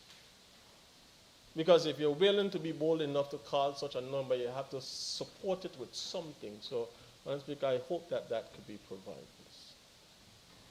But in the meanwhile, while I wait on that, Madam Speaker, you're telling me, and it sounds good to say, that 95% of the consumers will not feel its effect. But only the larger consumers will feel the effect. And, Madam Speaker, I am here to prove and point out to the people of the Virgin Islands why 95% of them will, in fact, feel the effect. Because if supermarkets, pharmacies, medical providers, hotels and restaurants and other businesses face this higher electricity costs, some of that cost, if not all, will ultimately be transferred to the consumer, not in electricity, but through that business.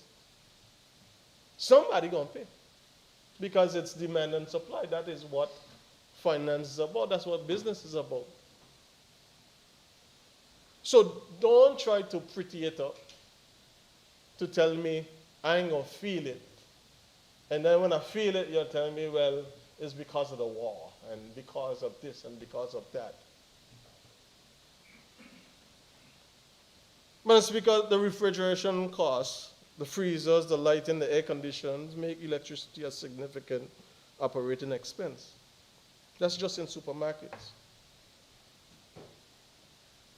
So those high costs will be reflected in the grocery costs that we already pay a tremendous amount of money for.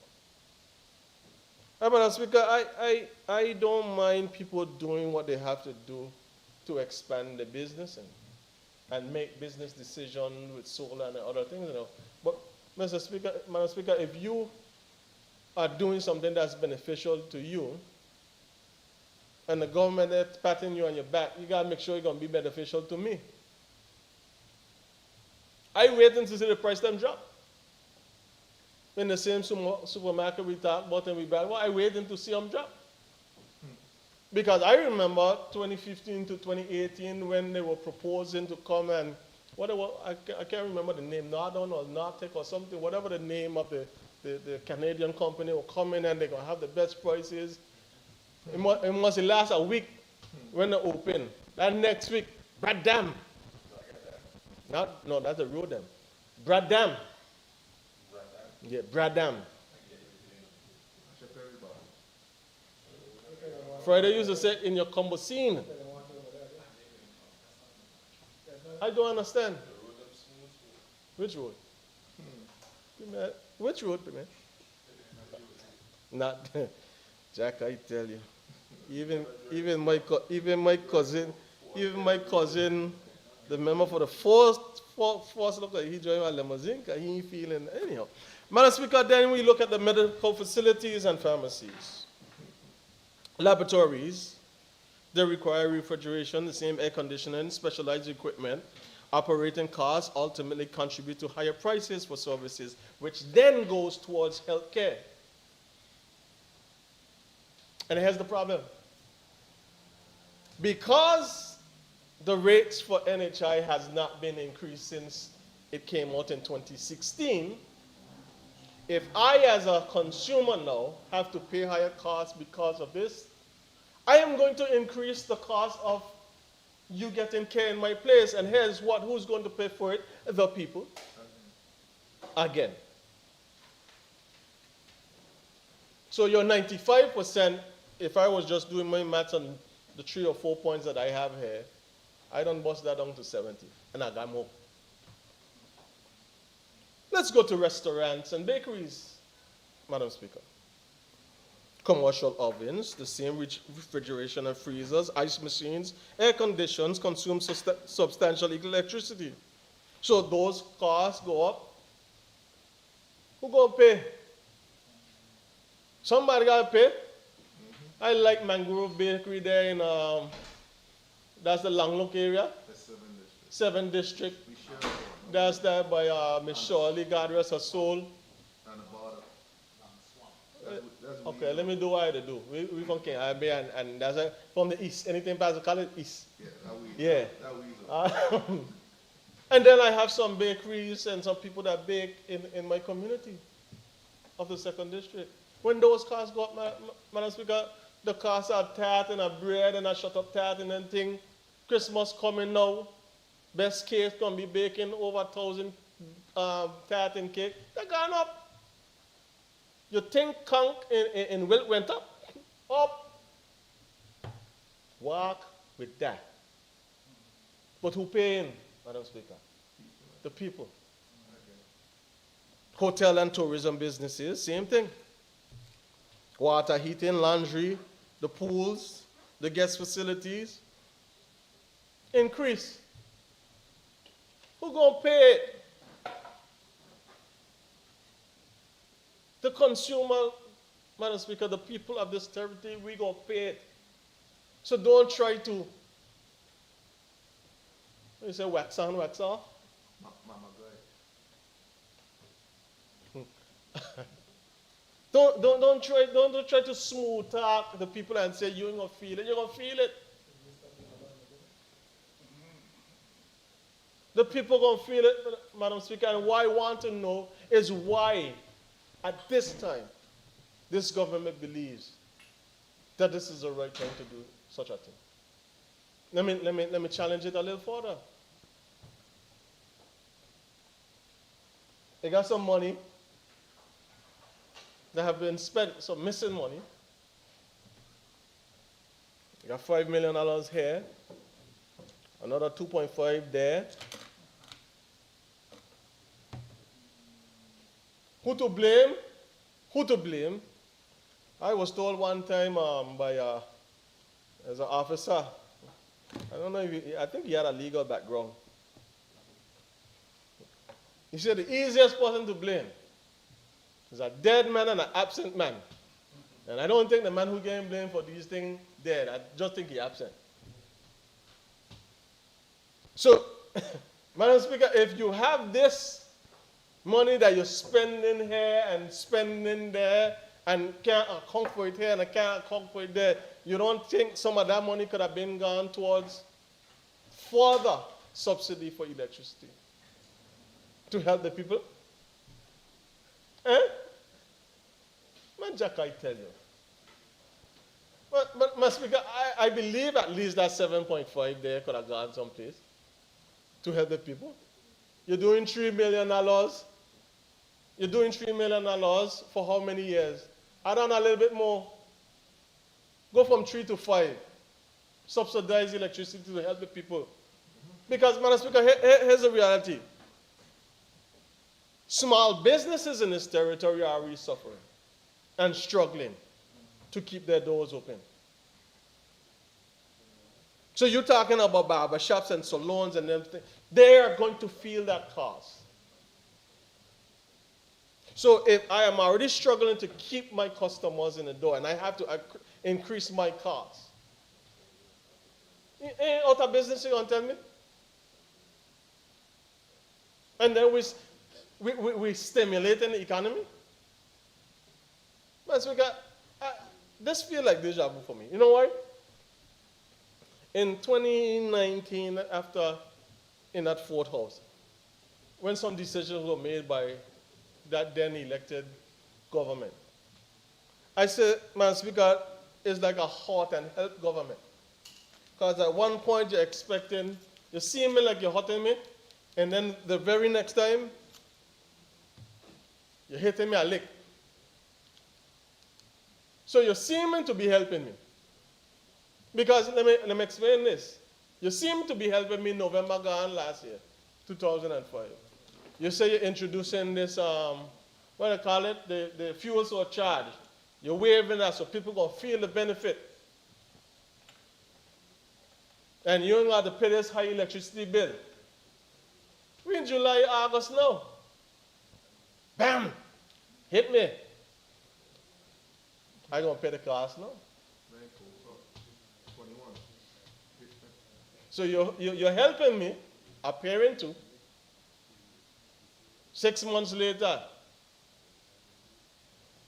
then by down King Adam and say, you hit me a lick in my clavicle.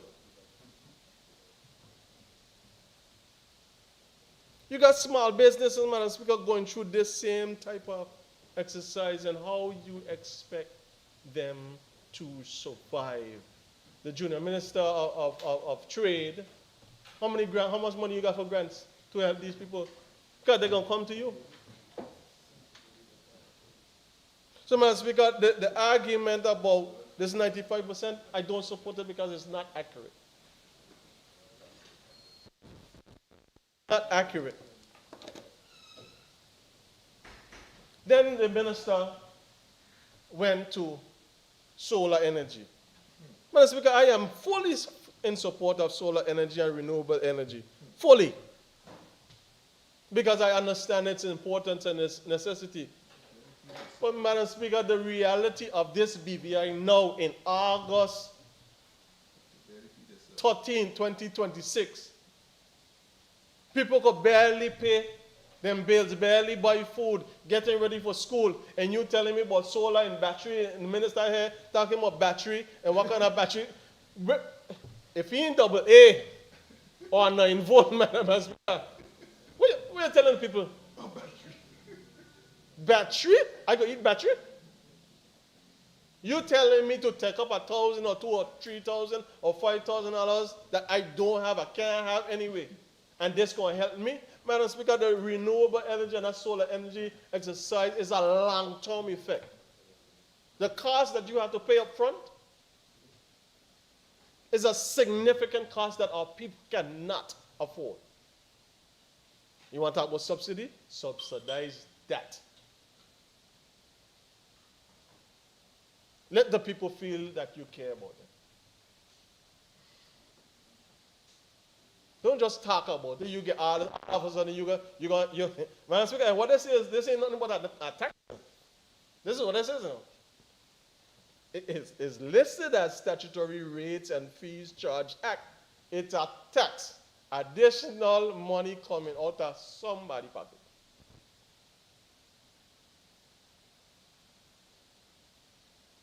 So all these ideas about renewable energy, and we have all the solutions, what you could do to help and what you could do. Where are you going to get the money from, Jack? I go down to the agencies that's supposed to help you. They tell me they can't help because according to the people I'm saying, when they don't want you bought paper and you bought certificate. They want your small clothes, Madam Speaker.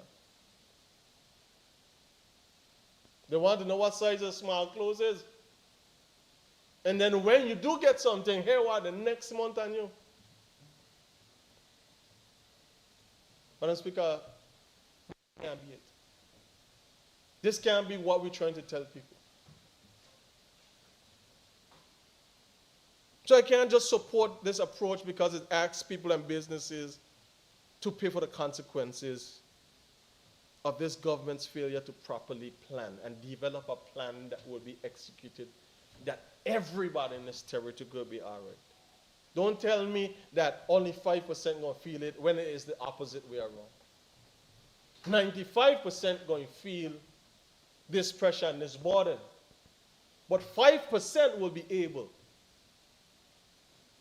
to deal with the cost.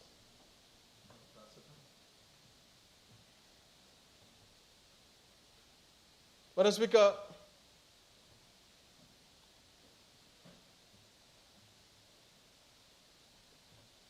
I never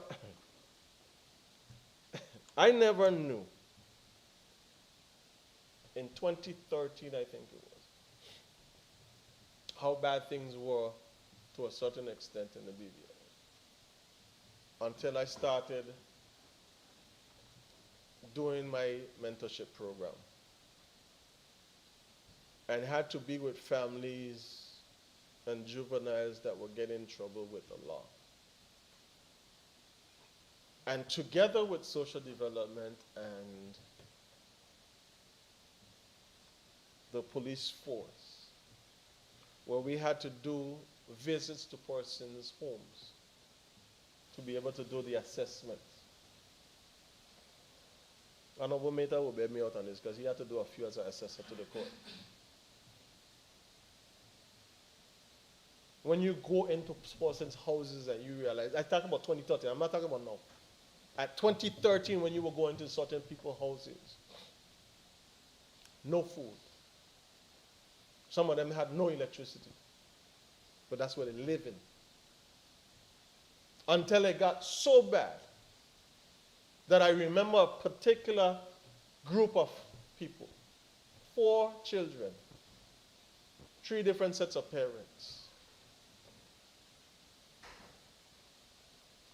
waiting, Madam Speaker, at the end of the night in a popular community where restaurants will be closing and they will be dumping out food. And those families are there to pick up whatever they could. This is in 2013. Madam Speaker, it ain't getting much better since then. It's worse now. And people have had to do a lot of different things. Where you could have had one one particular family living in an apartment. Sometimes you're taking 2 and 3 different families to be in an apartment to just afford rent, afford to buy food and groceries for themselves and their families.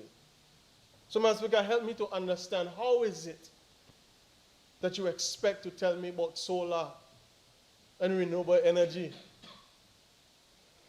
and battery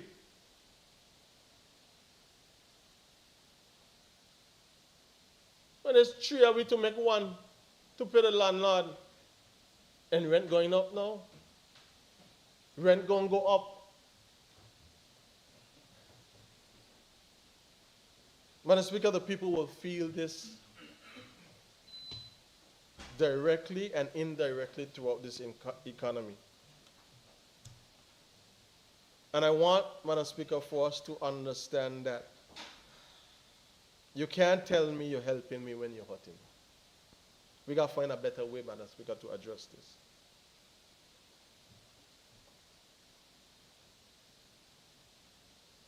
Because with one hand, you're telling the people, Madam Speaker, I'm providing this for you. And on the other hand, you're telling them, go in the pocket and pay for what I just provide for you. So, Madam Speaker, we warn the government. When they were merging these 2 entities, I stood in this honorable house and I warned against proceeding without demonstrating through proper studies and analysis that the arrangement was financially and operationally sustainable. Madam Speaker, I ask again, where are the studies? Where are the financial models? Where's the evidence, Madam Speaker, demonstrating that this would ultimately have on the electricity consumers? And if you're merging the two, there's going to be a sharing of the burden and a sharing of the load. So we ain't reach the water yet. This is just the electricity part. I'm going to wait for the water part. And without providing answers to this question, the government still proceeded. So, Madam Speaker, I close just to say this.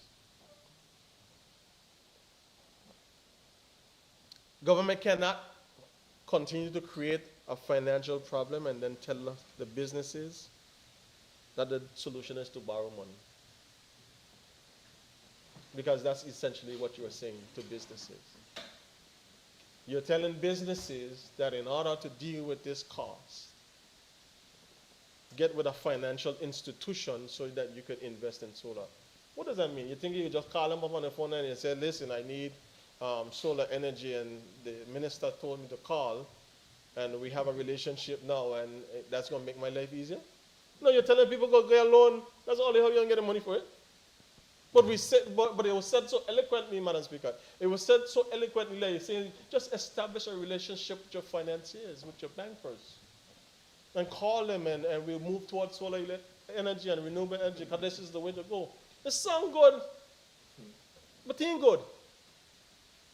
Because if I can't pay my bills, if I can't pay my staff, how in God's name am I going to go to the bank and get no more money from them? And I probably don't owe them.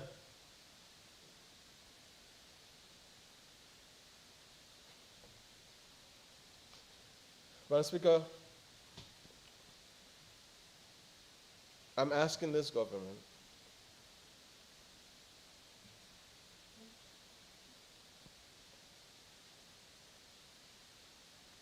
to find a way to ensure that this increase is minimized as best as possible to the people of this territory, to the 95% of people of this territory. I'm asking this government, Madam Speaker, to ensure that the cost of living and doing business in the Virgin Islands does not continue to increase. Because if I cross that thought with the consumer protection and the basket of goods that we just, I guess we were talking about extending. You're extending it, but they're going up. It's going to go up. So then you need a bigger basket. You don't need a basket no more. You need a cap.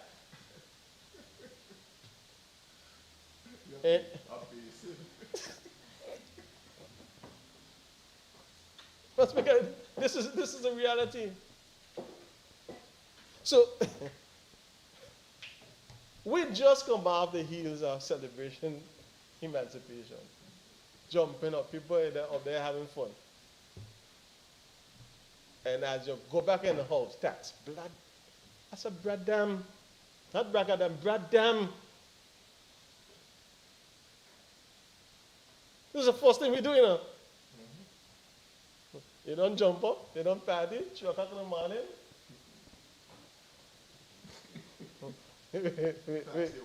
wait. Taxi you, wasteland. What his name said? Make another one. Chuck, I tell you. But Speaker, this is not a laughing matter. It is so serious that I can't understand how we could feel comfortable doing this. And doing this now.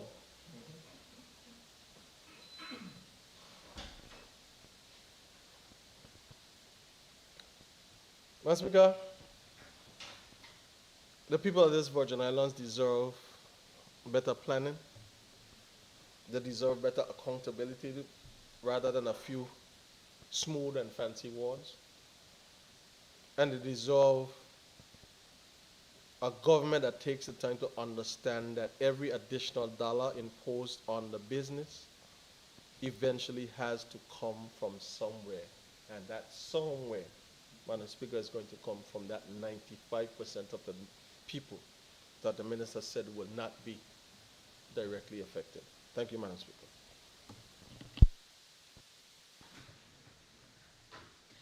Thank you. I recognize the member for the 6th District, Honorable Myron Walwin. Thank you very much,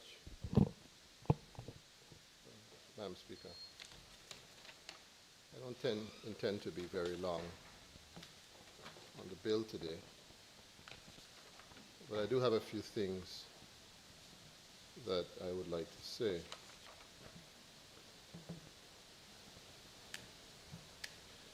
Madam Speaker, a couple of months ago, I was away. I'm not sure what state I was, probably New York or somewhere, doing something. And I caught an Uber. And in the Uber, I had a very interesting conversation with the Uber driver. It's about politics.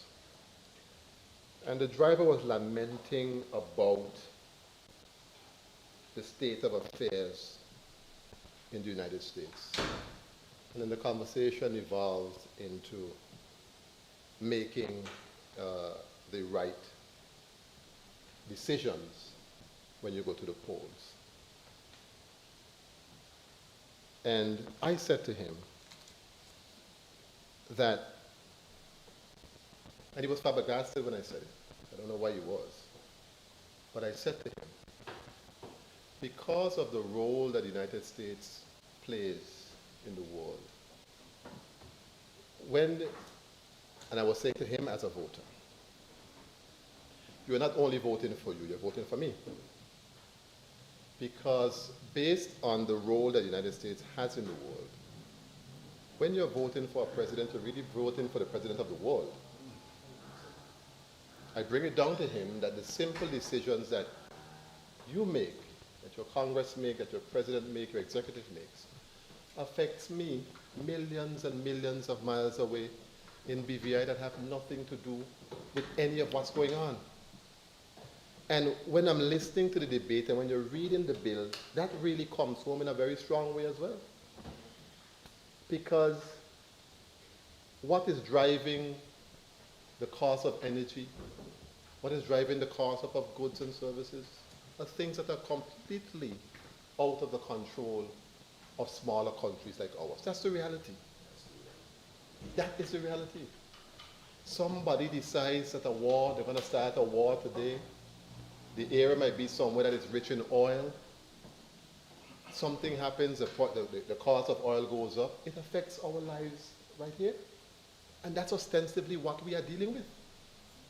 The question for us now, we don't have any control over those affairs. But how do we protect ourselves as best we can? How do we insulate our people as best we can? And what sort of decisions are we going to make in the foreseeable future to prevent or lessen the shocks that we will get from international matters when they affect us in this way? And that's really, at the end of the day, what it is, I believe, we have to confront. To us in this House,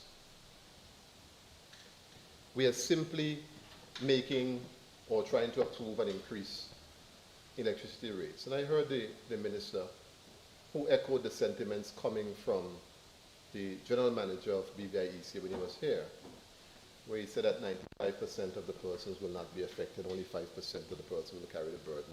And that 5% ostensibly will be the bigger businesses that produce certain things that we, the consumers, in the 95% would purchase from them. But that is one part of the equation. They may not see a direct increase in their light bill, but they're going to see an increase somewhere else. Money is money. whether you spend the money on light bill, whether you spend the money on food, the net result of something like this is that your disposable income is going to reduce one way or another. And there have been so many shocks, shock after shock after shock, most of which have not been caused by us, to be quite honest. You had the war in Ukraine. For certain items that Ukraine produces, we saw the increase right here. And the funny thing about it, Madam Speaker, is when prices go up in TORTOLA, they don't go down. They never go down.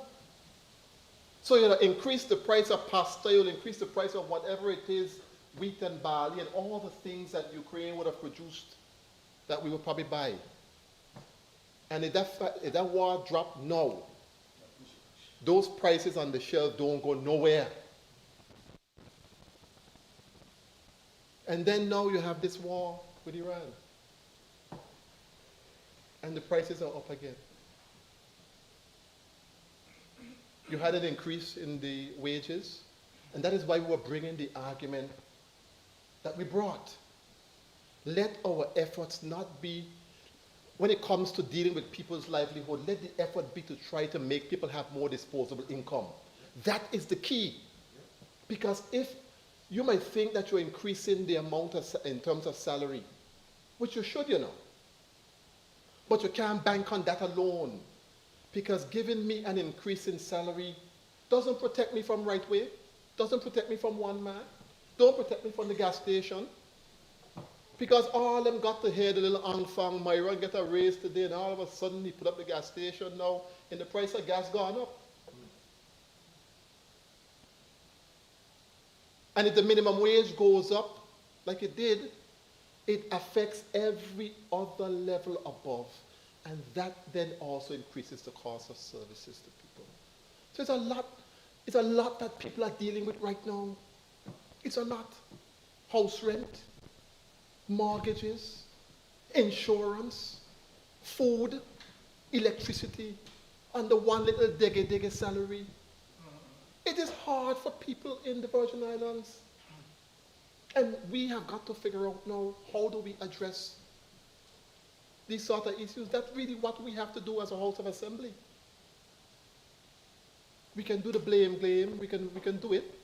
And sometimes some of the blame is important, because we did in fact say, don't merge BVI-EC with water and sewage at this time. We said it. We said it.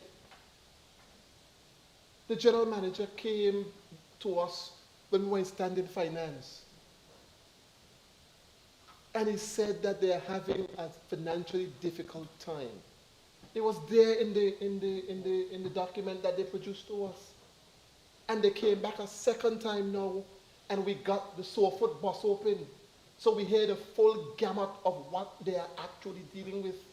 They're at the point now where they have absolutely no choice but to increase the rates for their very survival based on what they said to us. And as far as my knowledge goes, BVI-EC was always one of the strongest, financially strongest statutory corporations that we had. And when they're saying to you they're literally on their knees now, you have to pay attention. But how do we now try our best now to insulate our people, Madam Speaker, as best we can? We have to come up with some sort of strategy. We have to come up with some sort of strategy. And there's some countries that, Madam Speaker, have introduced what you call a fuel variation stabilization fund. It might be something that we might have to take a look at. For instance, right now, when our government was in, the National Democratic Party government was in, and we wanted to get more money for tourism purposes, because there was always this argument that enough money was not going to tourism. And so we came up with environmental levy. A portion of it went to tourism, a portion of it went to the environment. It might be time to look at a similar model and create a fuel variation stabilization fund whether you tack on some additional monies onto the environmental levy regime, or you come up with a set structure of ways to raise funds, whether through a sin tax on alcohol, or some other way that the government then produces has this fund, like how you have the TIF fund. The government puts in some seed money into it, and you continue to put money into that fund to help BVIEC defray the cost of fuel variation so it doesn't have to be passed on to the people. That's the kind of thinking that has to come forward, and we can do it. It is something that can be done because it has been done before, and other countries are also doing it. We have got to figure out ways as to how we are going to address this issue. The cost of fuel is going to go down at some point, but then they're going to spike again. So during the time when it's down, you still have the fund in place, you're still making money. So when something happens again that is outside of our control, you have access to the fund to be able to help so that people don't have to be finding additional money so they don't have to address these issues. And then the issue of renewable energy. We know that that thing is expensive. And we keep saying it. I think the member for the second when I came back in was on the tail end of his conversation with it.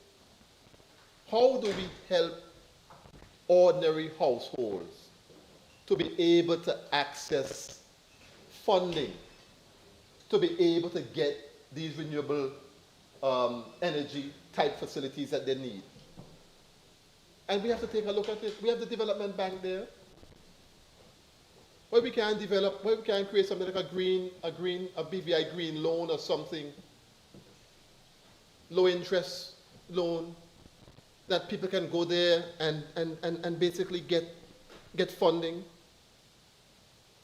Spread it over 10, 15 years, Madam Speaker, and let the government guarantee for qualifying persons who can qualify for the loans. Or get solar grants and get something going, but we have to start to create ways that we can insulate our people from some of the challenges that they're having. And I don't think we're doing enough of that. We don't have no choice today. As we could jump high, we could jump low, based on what BVIEC said to us. We have to pass this. We have to pass it. But the question is now, how do we find a way to protect and insulate our people from these sort of shocks that really have nothing to do with us in the geopolitics? And that's really where I want to see our conversation, the direction of our conversation when we get into the committee stage. Because we can't talk this thing to death. Oh yes, it's a resolution. It's a resolution, yes, it's a resolution. But I'm saying it's a kind of conversation that we need to have. And that's a conversation that I'm interested in, Madam Speaker. As I said, I wasn't going to be long, but there isn't much that you really can do in relation to this, Madam Speaker. Thank you very much, Madam Speaker. Thank you. I recognize the at-large territorial member, Honorable Stacey Mather. Thank you, Madam Speaker. Good afternoon. Good afternoon to my colleagues. Good afternoon to the listening audience. Madam Speaker, I appreciate sometimes when you are forced to make a decision in life because you have no choice. Because it takes courage.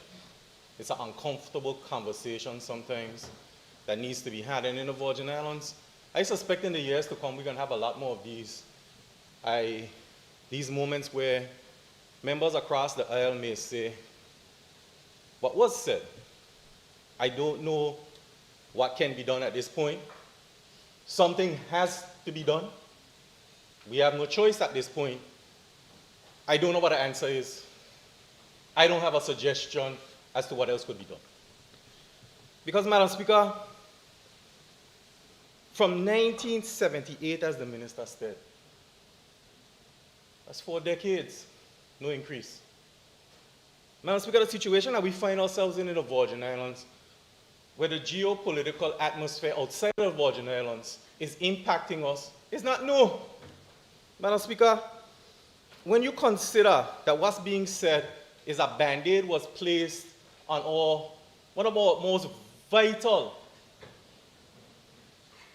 basic needs, power. We can reflect across the waters in the U.S. Virgin Islands, where you saw the failure to address a situation, and now they have rolling blackouts. Madam Speaker, in this house, I said if you drive from West End by the airport to the ferry terminal, you have braggadam, but now she's smooth. But Madam Speaker, if you're in the night and you hear a brap because a vehicle hit a pole and power gone out, all of us sweating, and we're wondering how fast we're going to get a fix. Now, Madam Speaker, with this, if we don't do it, and we find ourselves days upon days, because as it was said during standing finance or during the committee stage, electricity explained they are a lifeline, Madam Speaker. It has to be addressed. When you realize even Guava Berry media reporting that electricity are a lifeline and needs to be addressed. The government hasn't been providing just a multi-million-dollar Band-Aid of 13, 14, and soon to be $15 million, Madam Speaker. It has been providing a shield for our population to not feel the blunt. Anguilla, Cayman Islands, Montserrat, and the BVI. Of the four, fuel prices for the BVI when it comes to electricity is the lowest. Madam Speaker, we've been giving our people a shield. Now that shield has to be changed. When Right Way invests $1.9 million, and a UK website says that they will recuperate $586,000 in the first year, and over the lifetime of their $1.9 million project, they're going to save $10 million?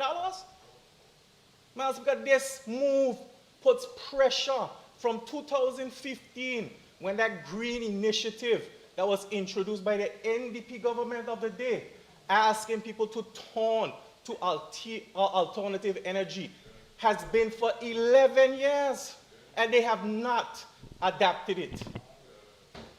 Madam Speaker, when we talk about electricity, introducing a program in 2005 called STEP, solar technology. In 2025, Minister, early 2025, I did my research. So STEP, Solar Technology Energy Program for households. The same 95% of the people who is saying need to have a cushion. It had started, Madam Speaker. When you have 11 years to try to get in front of a problem and not many businesses are doing it, what other alternative do you have when your power company is saying, help us? When they sit in here and say they've been asking previously to help us. But Madam Speaker, you know, history is a beautiful thing. When you turn around and you realize that there was only a few pieces of legislation that came in this House. There was one in 2000, the instrument 18 of 2000, that sought to put in reconnection fees for businesses and also for residential. Remember that $20 fee? Madam Speaker, other than that, what other fee? What other legislation came to the House? Between 2000 and 2027, the most recent one was the VICO bill. That was an attempt to try to figure something out. Madam Speaker, you see, if you go back to the Iraq War, between 2010, I think it was started in 2007, something like that. It peaked around 2010, ended in 2011. Y'all remember when crude oil barrels, the prices was $100 a barrel? Madam Speaker, who was there then? Madam Speaker, when we get up and we say that something needed to be done, Stacey Mater wasn't there.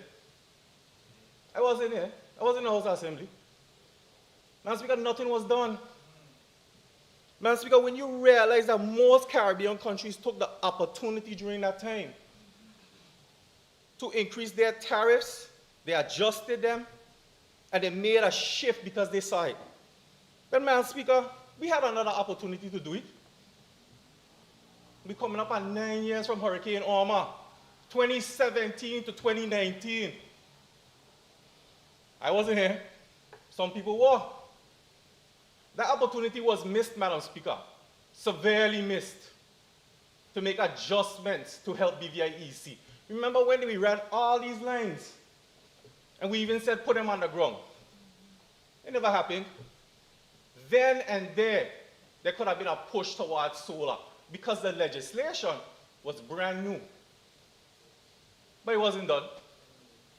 Madam Speaker, then you had the pandemic of 2021 and 2023. Okay, that started out as one government and wound up being a unity government. Again, Madam Speaker, I wasn't there, but some of us were, and some of us sat on this side. Madam Speaker, no push. Madam Speaker, when do you make the decision to do something? Do you just kick that can, kick that can, kick that can, and then when you have the courage to do it, what do you say? Madam Speaker, in this house, we talk about all seniors and the pension and their disposable income. Madam Speaker, I feel on a personal level. But when you have $13 million going into the entire country to subsidize, how much of that could help all seniors? Why that shield can't just be for them? Madam Speaker, with $13 million and $14 million, we could do so many other things. Some of the same very few suggestions that were made today could be done. We could help people get their business model up for renewable energy. We could investigate renewable energy for the country as a whole. We could do a tariff study with $13 million. When you realize that the government, according to my sources right now, owe about $1.5 million for the last 90 days. Madam Speaker, I think we're doing much better than we were doing in the past. Madam Speaker, the government has to juggle just like every family out there. Well, it is internet, water, rent, everything. So if you free up $13 million, there are going to be ramifications. But what does one decide to do? Sit back and do nothing? The one thing history will reflect is that the government of the day did something. Because for the years previously, with electricity begging, there was no action. Madam Speaker, the one thing I will continue to do is be fair, because I ain't gonna play politics in here. Madam Speaker, thank you for your time, and I support this because we have no other choice. Thank you.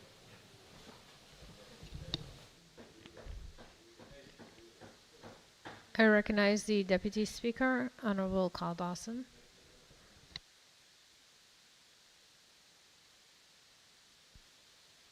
Madam Speaker, when this debate started and I heard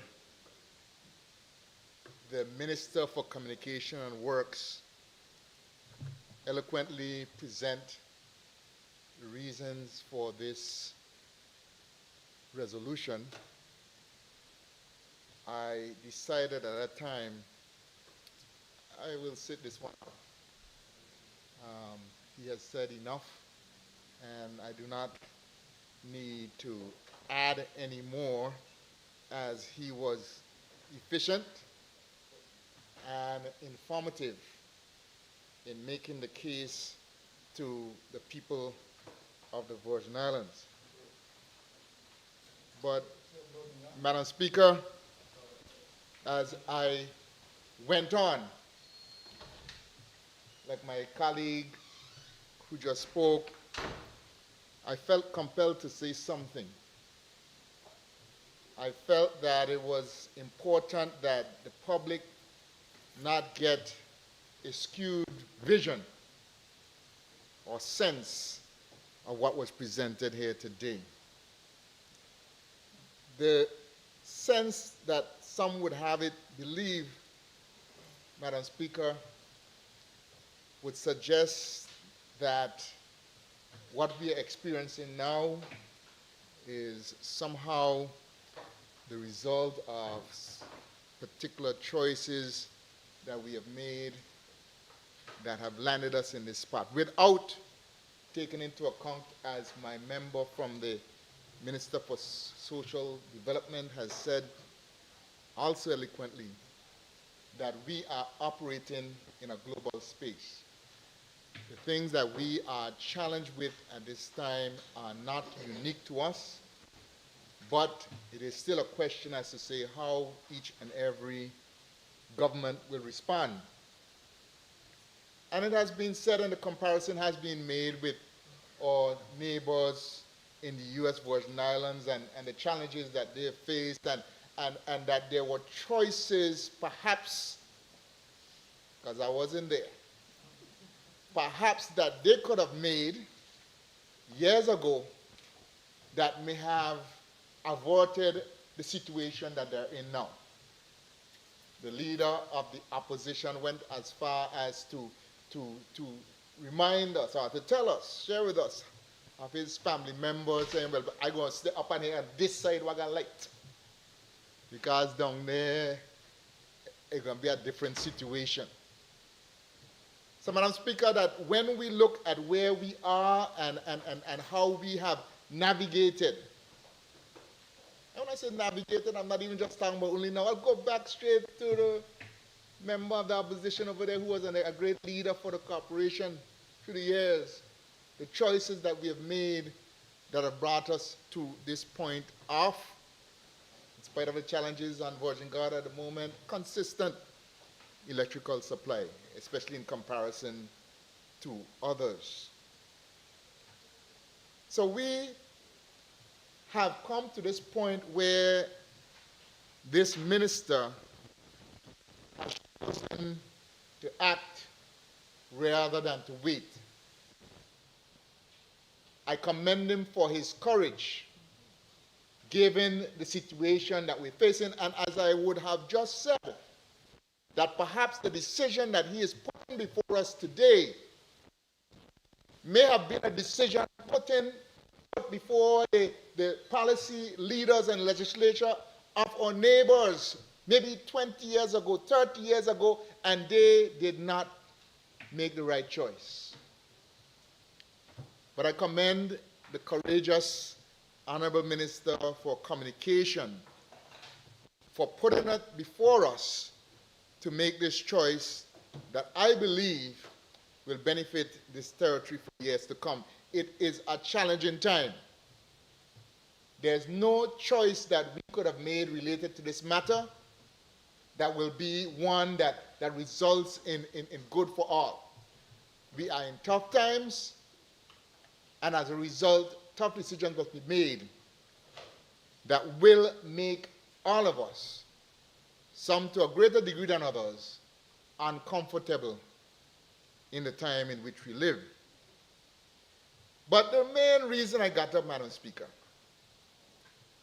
the main reason I got up was because the members, some of whom have spoken on the opposition side, they seem to be seeking to constantly marry the idea that the government's strategic implementation and passing of legislation to establish the Virgin Islands Energy and Water Company is somehow the source of what BVIEC is facing now as a problem related to electricity supply, related to the cost of oil around the world, related to what we now face. For the order, sorry, Madam Speaker. Madam Speaker, the member is going to make accusations. You have to prove it. Because no one, I didn't hear anyone on this side make such an accusation. Such a Yeah. Madam Speaker, is not imputing improper motives. Madam Speaker, the conversation, and I believe the transcript would show, if it were available, several members spoke of the fact that the Virgin Islands Energy Corporation and decision to do that. And I'll go on, Madam Speaker, if you would allow me to go on to speak as to what was said here today. Madam Speaker, they have used this opportunity to reopen that debate, suggesting that somehow that merger was part of why we are where we are today on this particular matter. And let me say, the conversation went around this way, Madam Speaker. I was looking for it in the standing orders. But one of the things that we must do is we must be truthful and not misrepresent. It's somewhere in the standing orders here. I can't find the specific section. The member is trying to conflate and confuse people, confuse the arguments put forward by persons. And I got up because I also spoke on the matter. Nobody is trying to say, or nobody from anybody that I've heard raise the matter with water and sewage and BVIEC. Nobody have indicated that the reason why we are here is because of that. That never happened. The member is a man of the cloth. Should know better. Madam Speaker, I have heard it suggested here today that each of the entities, water and electricity, have had their problems. And it was said here today that rather than have these two entities with a myriad issues be joined together, that they must each fix their problems. Reference was made to the presence of the general manager of the BVIEC coming here on more than one occasion, indicating the challenges that are faced by his organization. And Madam Speaker, Yes, proceed, Honorable. You can proceed. I am simply saying that is not what is at issue here. That they have reopened this debate concerning VUCO, and I will stand by that the strategic decision to implement VUCO in the Virgin Islands was a sound one and still is. Madam Speaker, one of the reasons why VUCO, and I must, based on what has been said, reintroduce this conversation, the reason that VUCO was put in place was because we did have two entities, Madam Speaker, under two structures. The BVIEC, as has been said by some of these same members this afternoon, has a record as a well-run statutory corporation in the BVI. It's well-run as far as accountability for the use of its service, well-run as far as human resources matters, well-run as far as financial matters, and even communication matters. We all get the information about when power is going to be off, when it's not going to be off. We all get a number of things that suggest that the BVIC, that shouldn't suggest, evidence is there that it's been a well-run organization. And the reason, one of the reasons, aside from the fact that you have two entities performing similar functions in terms of providing utilities to the territory, Madam Speaker, this merger, and I only speak of it because it was brought into the conversation. This merger, Madam Speaker, was well-sounded, well-reasoned, and still remains in place today because it has the opportunity to improve the level of water supply as well as electricity in the territory. If, Madam Speaker, we were to wait for everything to be perfect to get a merger, we would never have a merger. And the reason, if we are trying to say that the reason that we are merging is one of the areas to enhance the provision of the service of water, we can't wait until they're strong to do so. Then there'll be no need. We are doing so because we feel that the systems that BVIC has put into place across a range of operational functions have proven to be sound, and we believe that they will benefit the water supply in the territory as well. So, Madam Speaker, I am proud to stand with my Minister of Communications and Works And as I said initially, I thought I would say nothing. But Madam Speaker, some comments cannot be left unanswered. I thank you. Thank you. Any other member? Yes. I recognize the Deputy Premier, Honorable Julian Fraser.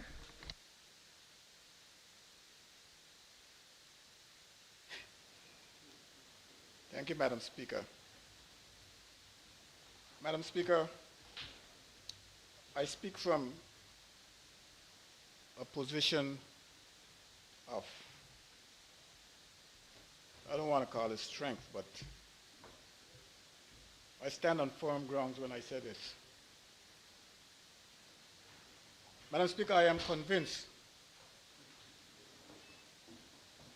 that among the lowest form of human existence, you would find a politician somewhere around there.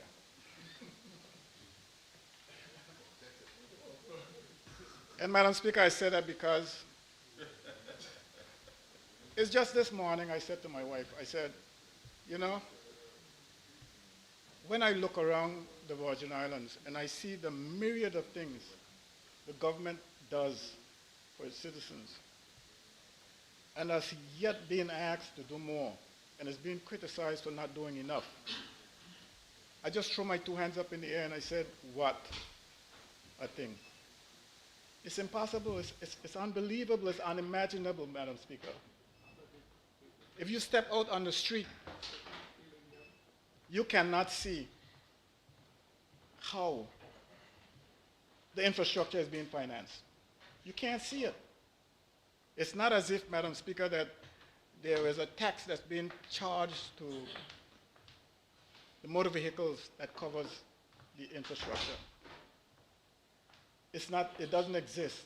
There isn't a tax that's being charged to the motor vehicle operator that can provide the infrastructure.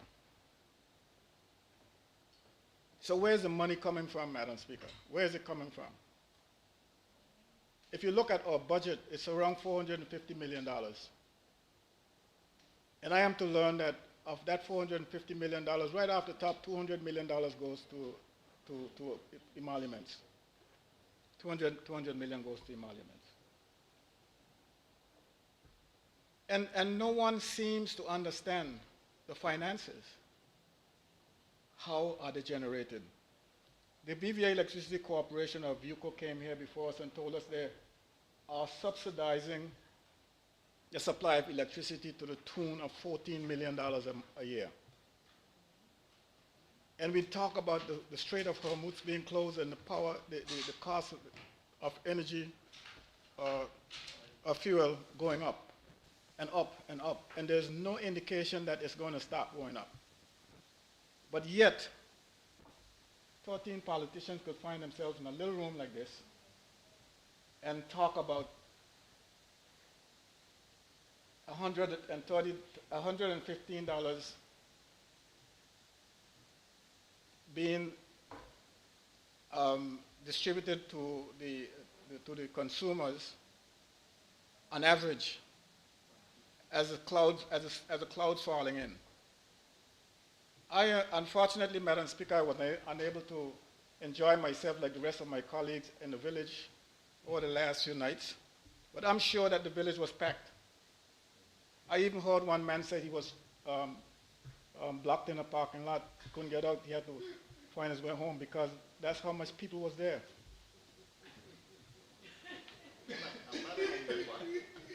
So, Madam Speaker, these people are speaking through both sides of the mouth. They go into the village having so much fun and expect the BVA Electricity Corporation to suffer when the money is out there. The money, there's no shortage of money. The Premier he was coerced, he was encouraged, he was everything to get the pensioners some additional money, which he did. We do what, if you guys have a problem with the way the things are going, say something, we will fix it. But don't just go there making people believe that we don't care. Yes, indeed, Madam Speaker. I heard it. I sat here and I heard it. I heard about strapping a drowning man onto a limping man. I sat here and I heard it. Clear reference to BVA Electricity Corporation being merged with water and sewage. Oh, he was going up the hill? Yes. Thank you. Thank you. I know. I know. So not all politicians are in that category that I mentioned earlier. There is. So, Madam Speaker, it's called courage, Madam Speaker. It's called having the courage to do what's necessary. And when you're gonna throw darts at the premier for doing something like this, you must also remind the public of what he did 2 days ago with the pensioners. Well, it's as safe as anything else. Money is safe. Madam Speaker, these are the same politicians who were out on the street during the last campaign talking about a greedy bill. I don't hear him talking about it anymore because everybody seems to be happy. The bill wasn't all that greedy after all. So let's fix this thing. Friday I was up in the mountains with the minister for communications and works, and I had an observation. I stopped, and he came and I said, Minister, take a look at that. It was a utility pole loaded with cables bending to the ground. That has to get fixed. It can't get fixed without money. It takes money to fix these things. And we all know that our infrastructure is in terrible shape. It has to get fixed. The situation with water. I mean, you know, when it comes to water and electricity and money,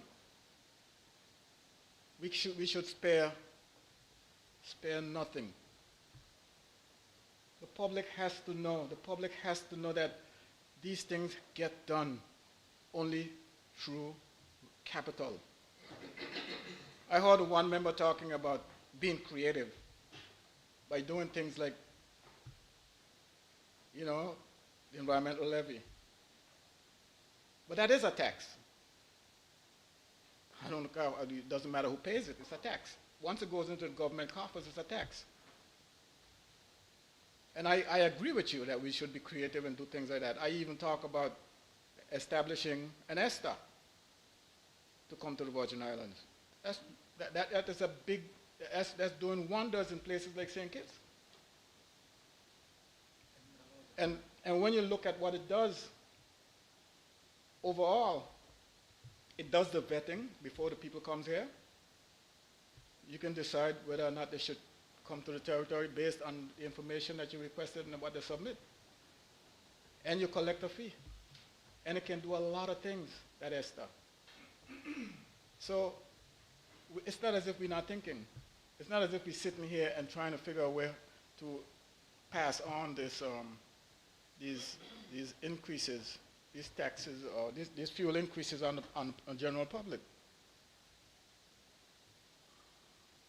Madam Speaker, the BVI Electricity Corporation, or VUCO, as it's now supposed to be, they've been taxed with the responsibility of supplying electricity to the territory, Madam Speaker, without the ability to engage the principles of capitalism, because we turn around and tell them that they could only charge X amount for the service. They cannot charge the cost. They can't even do that.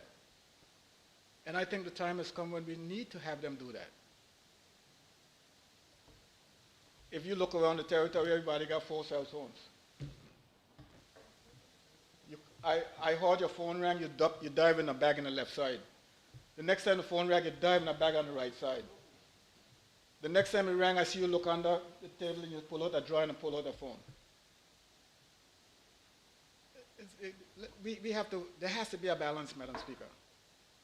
And if the government, a responsible government, can detect these balances that needs to be made, and the utilities is one of those balances that has to be made. We have to make it. Nobody in this room know better than I do what the problems with water is or what it's like. I've been on both sides. The problem with water.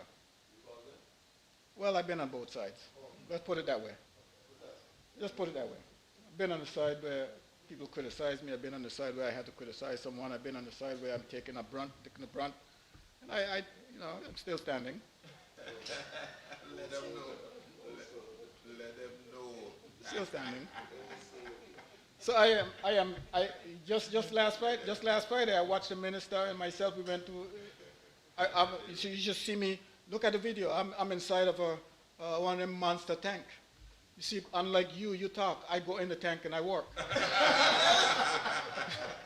the evidence is there, right? I was in the tank. Yeah, that's who you're banking on? That's how you're banking? So you're banking on, huh? You say it's a quick fix, it's easy. Boy, when you don't know better, you say anything. Yeah. What the young bull say, what the old bull tell the young bull? You go down, I come down and meet you down there laying down. I take care of the rest.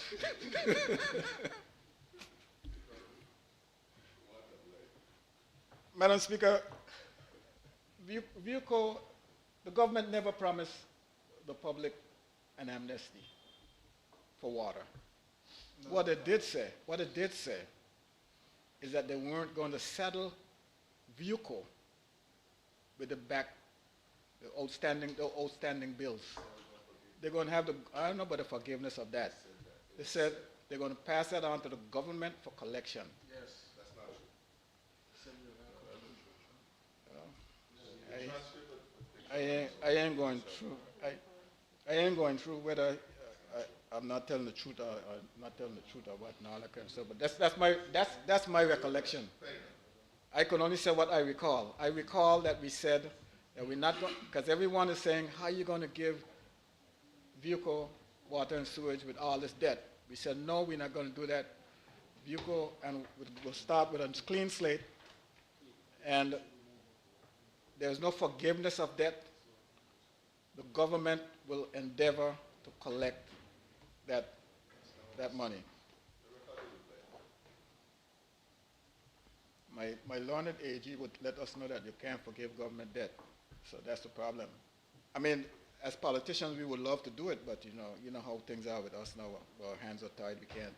We would like to help our people all the time. It's not never a question. So, Madam Speaker, I also want to make mention of the fact that I thought that the Minister for Communication and Works did an excellent job in his presentation. And I don't know, I must say that the kid is learning fast. He's done an excellent job in his presentation, and I think that he was clear in what he said regarding what we intend, what the intent is, and I support it. And I want to tell him to keep up the good works and let him know that there's a lot of work yet to be done, Madam Speaker. Thank you.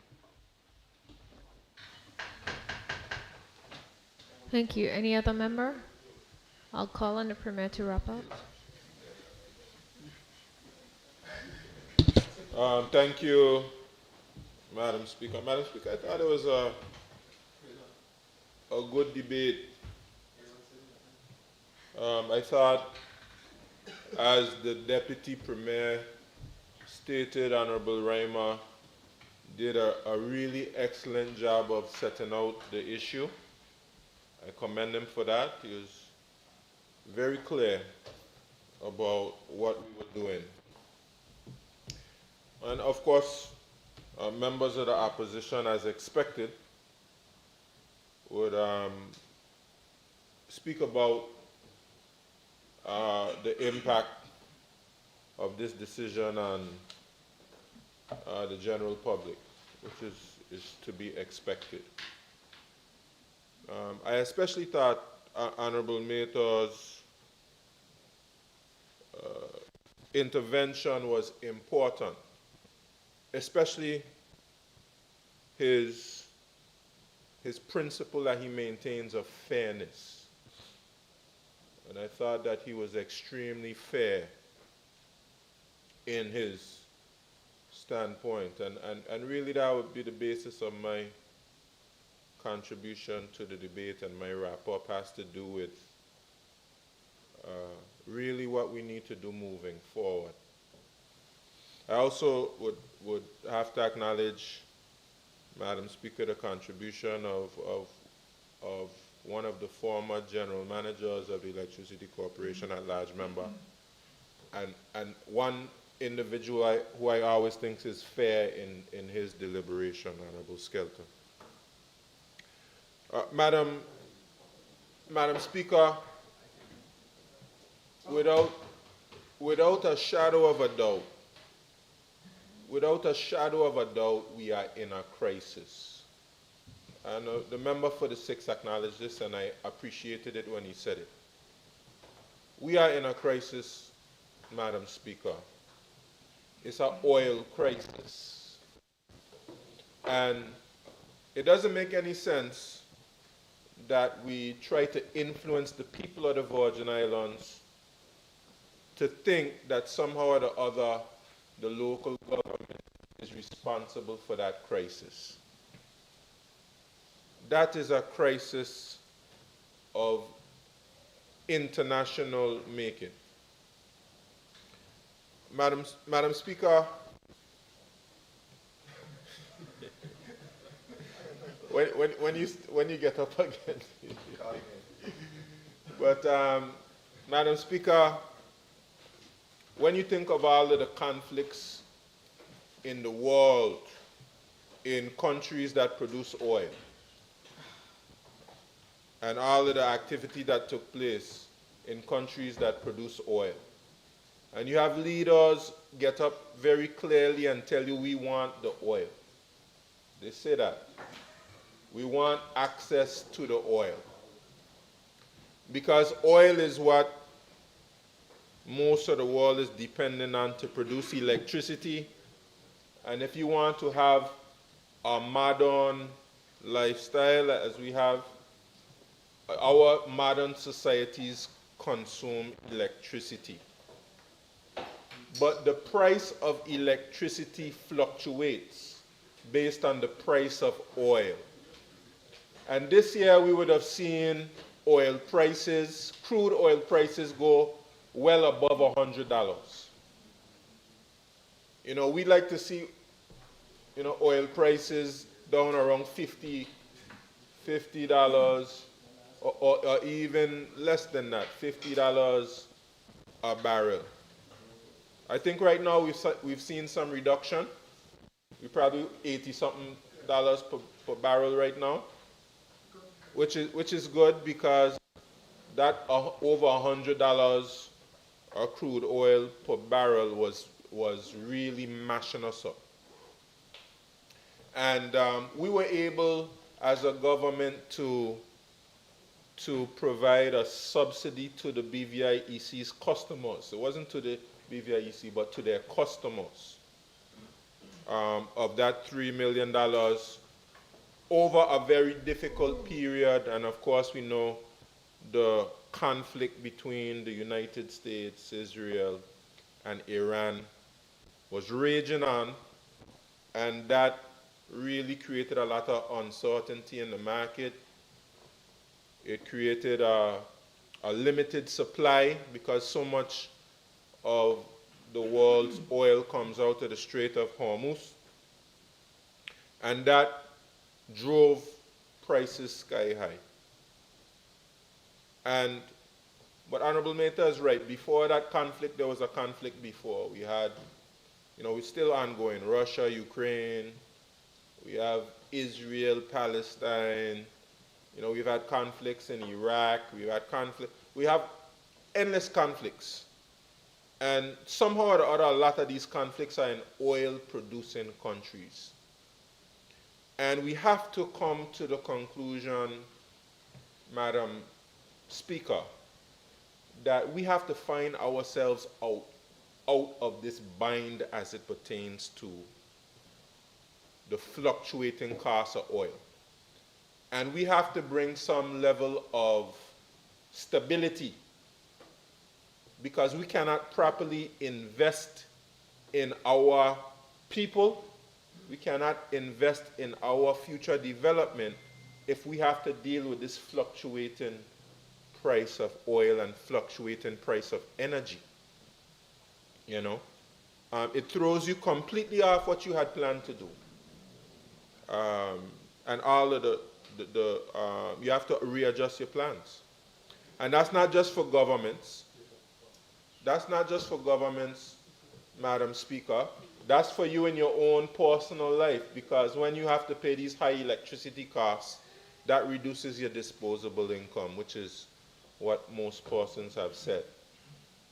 I should address, Madam Speaker, something that has been said a number of times that persons need clarity on.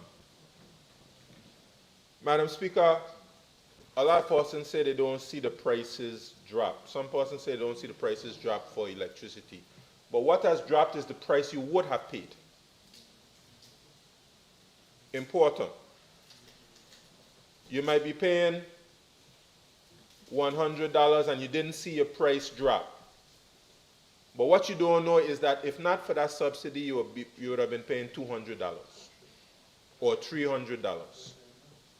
And it's the same thing in the supermarkets, Madam Speaker, when we provided the subsidies. We do not have, because they are private enterprises, and the reports will come to us, because right now we are tracking the prices better than we've ever tracked them before in the past, because we weren't tracking them properly in the past through customs and through CSO. Now we are tracking them. Honorable Lorna Smith perhaps can tell us about that sometime in the future. But the report will come, and we'll actually see that quite a number of those savings were passed on to the customer, but those savings were to stabilize the prices. Because of the cost of energy going through the roof, and because of all of the suppliers raising their prices, and the price of freight going up, and everything else along with it going up, the prices inevitably were going to rise. And the concessions on the duty, the concessions, the same basket of goods that we're talking about, and doing the duty just on the cost of the goods rather than on the freight and the insurance. And also what we did for wharfage, cutting wharfage in half, and the container surcharge, cutting those things in half. What those things have in essence done is provided stability to prices. And we've done it for as long as we could have done it. We've extended to August 31st. And we are currently evaluating what we've done.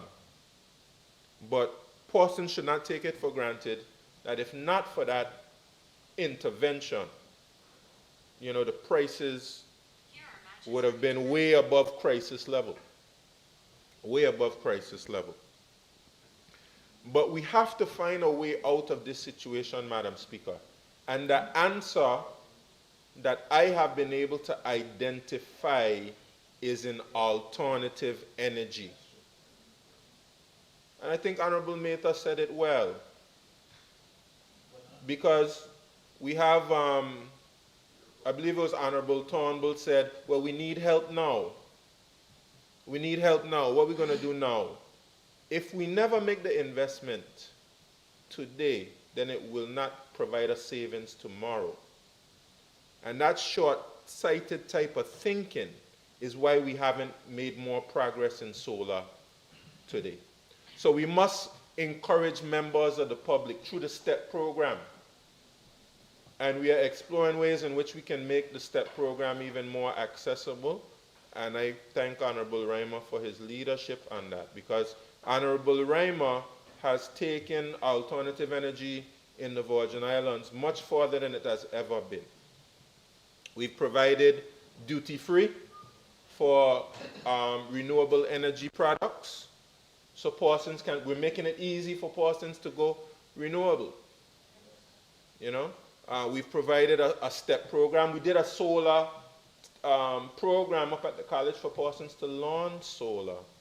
We've invested in Anigada project, and the Anigada project, I believe 19 hours out of the 24 hours in the day, they're running on solar energy, or the batteries, battery powered from solar. And Minister, I believe we just need to go ahead and get one more battery, so we can just say Anigada is running 24 hours a day on solar energy. I think all we need is one more battery, and we can do that. And we should not stop there. I know there's a proposed project down at Cox Heat for more solar energy.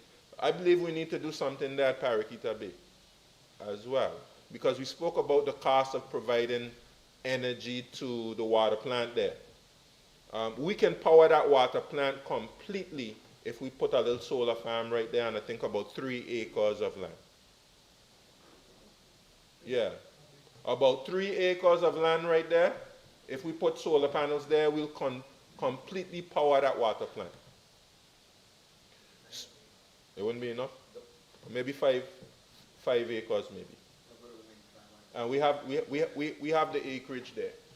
If not 3, maybe 5 acres. So we've done our part as it pertains to solar energy, but the public, you have to see, members of the public, we have to encourage you, invest in the solar panels. You will see savings. You will see savings. It's an investment that will assist you in the future, and the STEP program has made it easy for you.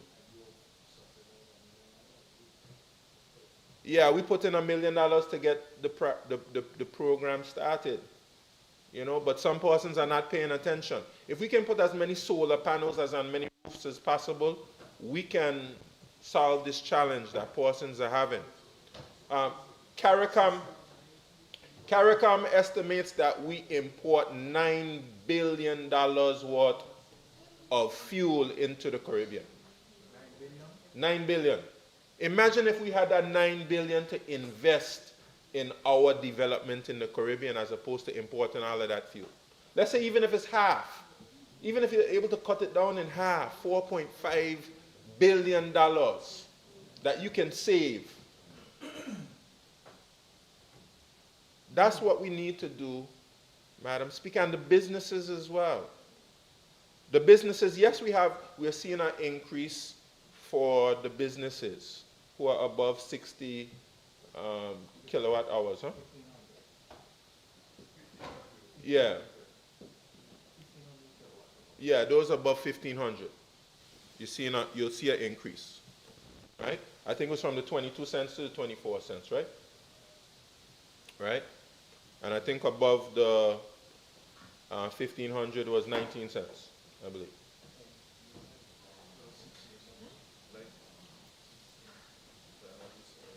Right. I'll get the correct figures for you, Madam Speaker, just so we don't create any confusion among the public. Madam Speaker, so the businesses we're speaking about now, yes, we will see an increase, and the members of the opposition are correct when they say that if the businesses see an increase, they are going to pass it on to the consumers. I cannot discount that. But what the businesses need to do is what Right Way did. That is what they need to do. They need to do what Right Way did. Right Way made that big investment, and I have the numbers here for us. So those paying over 100,000 kilowatt hours is 16 cents. Over 25, between 25,000 and 100,000 is 19 cents. Between 61 kilowatt hours and 25,000 kilowatt hours is 22 cents. So, and we see that BVI EC to generate a kilowatt hour is between 22 and 23 cents. So when persons are paying less, 22 or less, they are producing it at a loss. So going up to the 24 cents is necessary for them to produce it at a net gain. But when you have portions and a grid tie system, businesses see a net gain and the electricity corporation sees a net gain. Because the electricity corporation charges 10 cents per kilowatt hour for every unit not used from the grid. Some persons see it as a penalty, but yeah, maximum demand. So for the energy you do not get from the grid, you pay 10%. No, sorry, 10 cents per kilowatt hour. So that's much better than even the 22 or the 19 cents that they were paying. Keeping in mind, of course, they have to pay back for the infrastructure that they invested in. And for the electricity corporation also, it's good because you're not providing them with that electricity and you're getting 10 cents for it. So it's a net positive. So that's what we call a win-win for everybody. And I truly believe the more that we invest in solar energy, the easier our life will become. And certainly we won't have to deal with the fluctuation of oil prices. So when oil prices are low, it might work in your favor to deal with the diesel-generated electricity. But when it goes up to over $100 a barrel, and in these days and times, you just can't predict what's going to happen. So it's better for you to have a stable situation. And places like China are pumping out these solar panels and the technology a lot cheaper than the technology was in the past. More durable, more resistant, resilient. And how we have it here, Honorable Minister, persons don't even have to invest in battery power, right? You just get the inverter and the grid tie system, and it's a lot cheaper for you. Because if you have to invest in batteries, that's a lot more money. So, Madam Speaker, I believe this is our solution. So I would like to close here, Madam Speaker, just by saying, before I close, I'll provide just some specific information in terms of how many customers actually will be impacted directly. Right? We have, out of 17,068 customers, this will affect 919. Right? So not even 1,000 customers out of 17,068. Okay? And I say to those 919 customers, do like Right Way has done. Get yourself some solar or any other kind of electricity. Richard Branson did it over Necker Island, right? A bunch of other people have done it. These persons are intelligent people. And he's going to do it as well. I spoke to another big business over there in Virgin Gorda recently, and they are going solar. So persons are catching on. And I have to congratulate the Electricity Corporation, first of all the minister, but also the chairman of the board and his team, Mr. Sheldon Scatliff, and Neil Smith, the general manager, and his whole team, because they're fully on board as it pertains to the solar. And I believe they have a good program set up, and they have a good vision. They have a strategic plan that they're executing. And I believe this is an important part of the strategic plan. Yes. Yeah, and let me recognize the Climate Change Trust Fund, which is, they have a chief executive now, Mr. Chamberlain. They have their board set up. They have money to spend, and they're gearing up to invest. And I know that the Electricity Corporation has approached them about investing in the STEP program. And we have some other businesses that we've been speaking to about doing some work on the solar side. Let me just say something briefly, Madam Speaker, about the about ViewCo, the Virgin Islands Energy and Water Corporation. Madam Speaker, um, I believe the opposition is entitled to their view. And anybody who has the view that we should not merge water and sewage and electricity corporation, they're entitled to their view. So I wouldn't disparage anyone just for having a different viewpoint from mine. But I can only just say that the fact that the electricity corporation is adjusting rates to something which is more sustainable for them does not impact in any way the viability of combining the operation with water and sewage. Yeah, in fact, I'm even more persuaded that it's the right thing to do. And I'll tell you why. Because I'll tell you probably the rates that you have in water and sewage probably has nothing to do with what it costs to produce electricity. And I just heard it here today. The money that we pay to produce water is so far from what the customer is being charged, because it's heavily subsidized. You think a electricity corporation can afford to subsidize water to that extent? No, they can't. So they're going to have to be able to charge water rates to assist the operation to be viable. And that is just something that we have to do from a business standpoint. You have to be able to charge the rates which are appropriate to make the model work. And I'll say something to you, Minister, right? And this is how it's supposed to work, right? If anybody has to subsidize it, government has to. Point of order. I just want to get some clarification from the Premier. Is the Premier suggesting that his next move is to increase water rates in the country? Because that's what I gathered from what he just said. Just charge it. Just collect it. Is that what you're saying? Is that an announcement through the back door? Just to collect it. Madam Speaker, I'm just asking a question. Madam Speaker, I don't know what the challenge is. I'm doubling down, actually. Madam Speaker, I'm saying to you, responsible governance is to ensure that you are properly able to pay for the operations. One thing I like about the ViewCo is that the ViewCo, in my view, because it's a business model, they will increase the customers for water and sewage. And they will have to come up with a business model that works.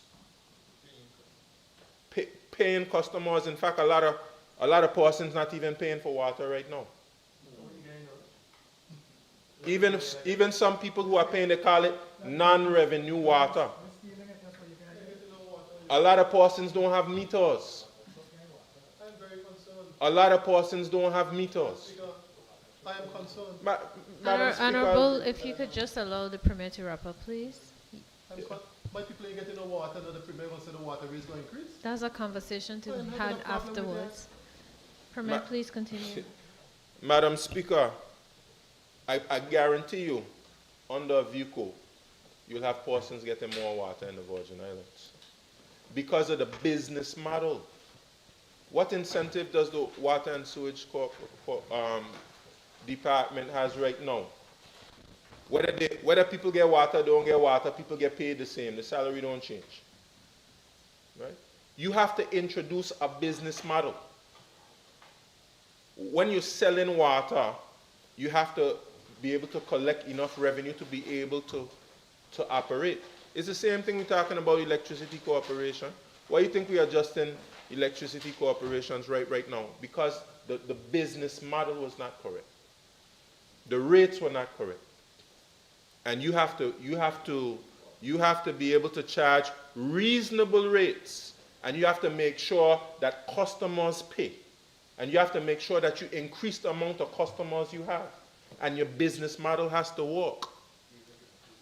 So while some persons want to play politics with it, you can't play politics with it because right now the water situation is not working. And if you want it, I bet you some people want to pay because they want to get the water. And it's important for you to make the investments necessary so that persons can get the water.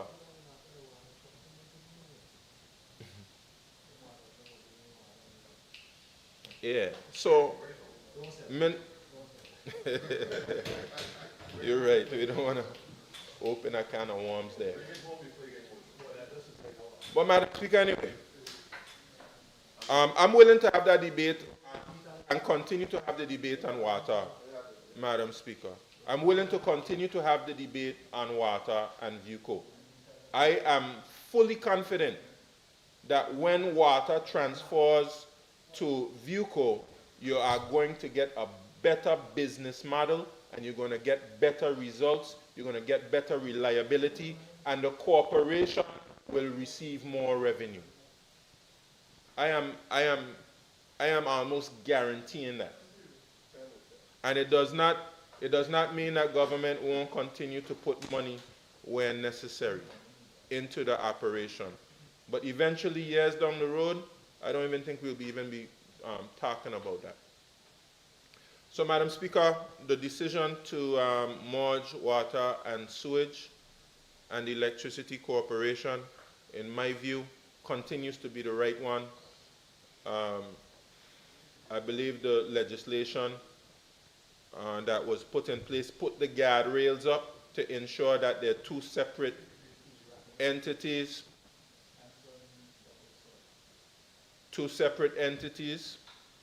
and I believe it will work well.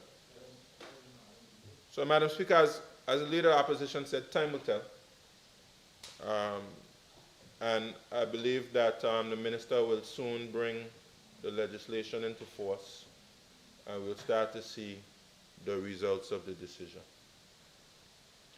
Madam Speaker, I just end by again commending the Minister for having the courage, and I commend the members of the House of Assembly for recognizing this is something that has to be done. I think even the member for the 6th District says that, you know, it just acknowledged really this is something that has to be done. There's nothing really that we can do about it. So I ask that all the members of the House support this resolution. Thank you, Madam Speaker. Honorable members, a motion has been moved and seconded. Those in favor? Aye. Those against? The ayes have it. The motion is passed. I have a revision.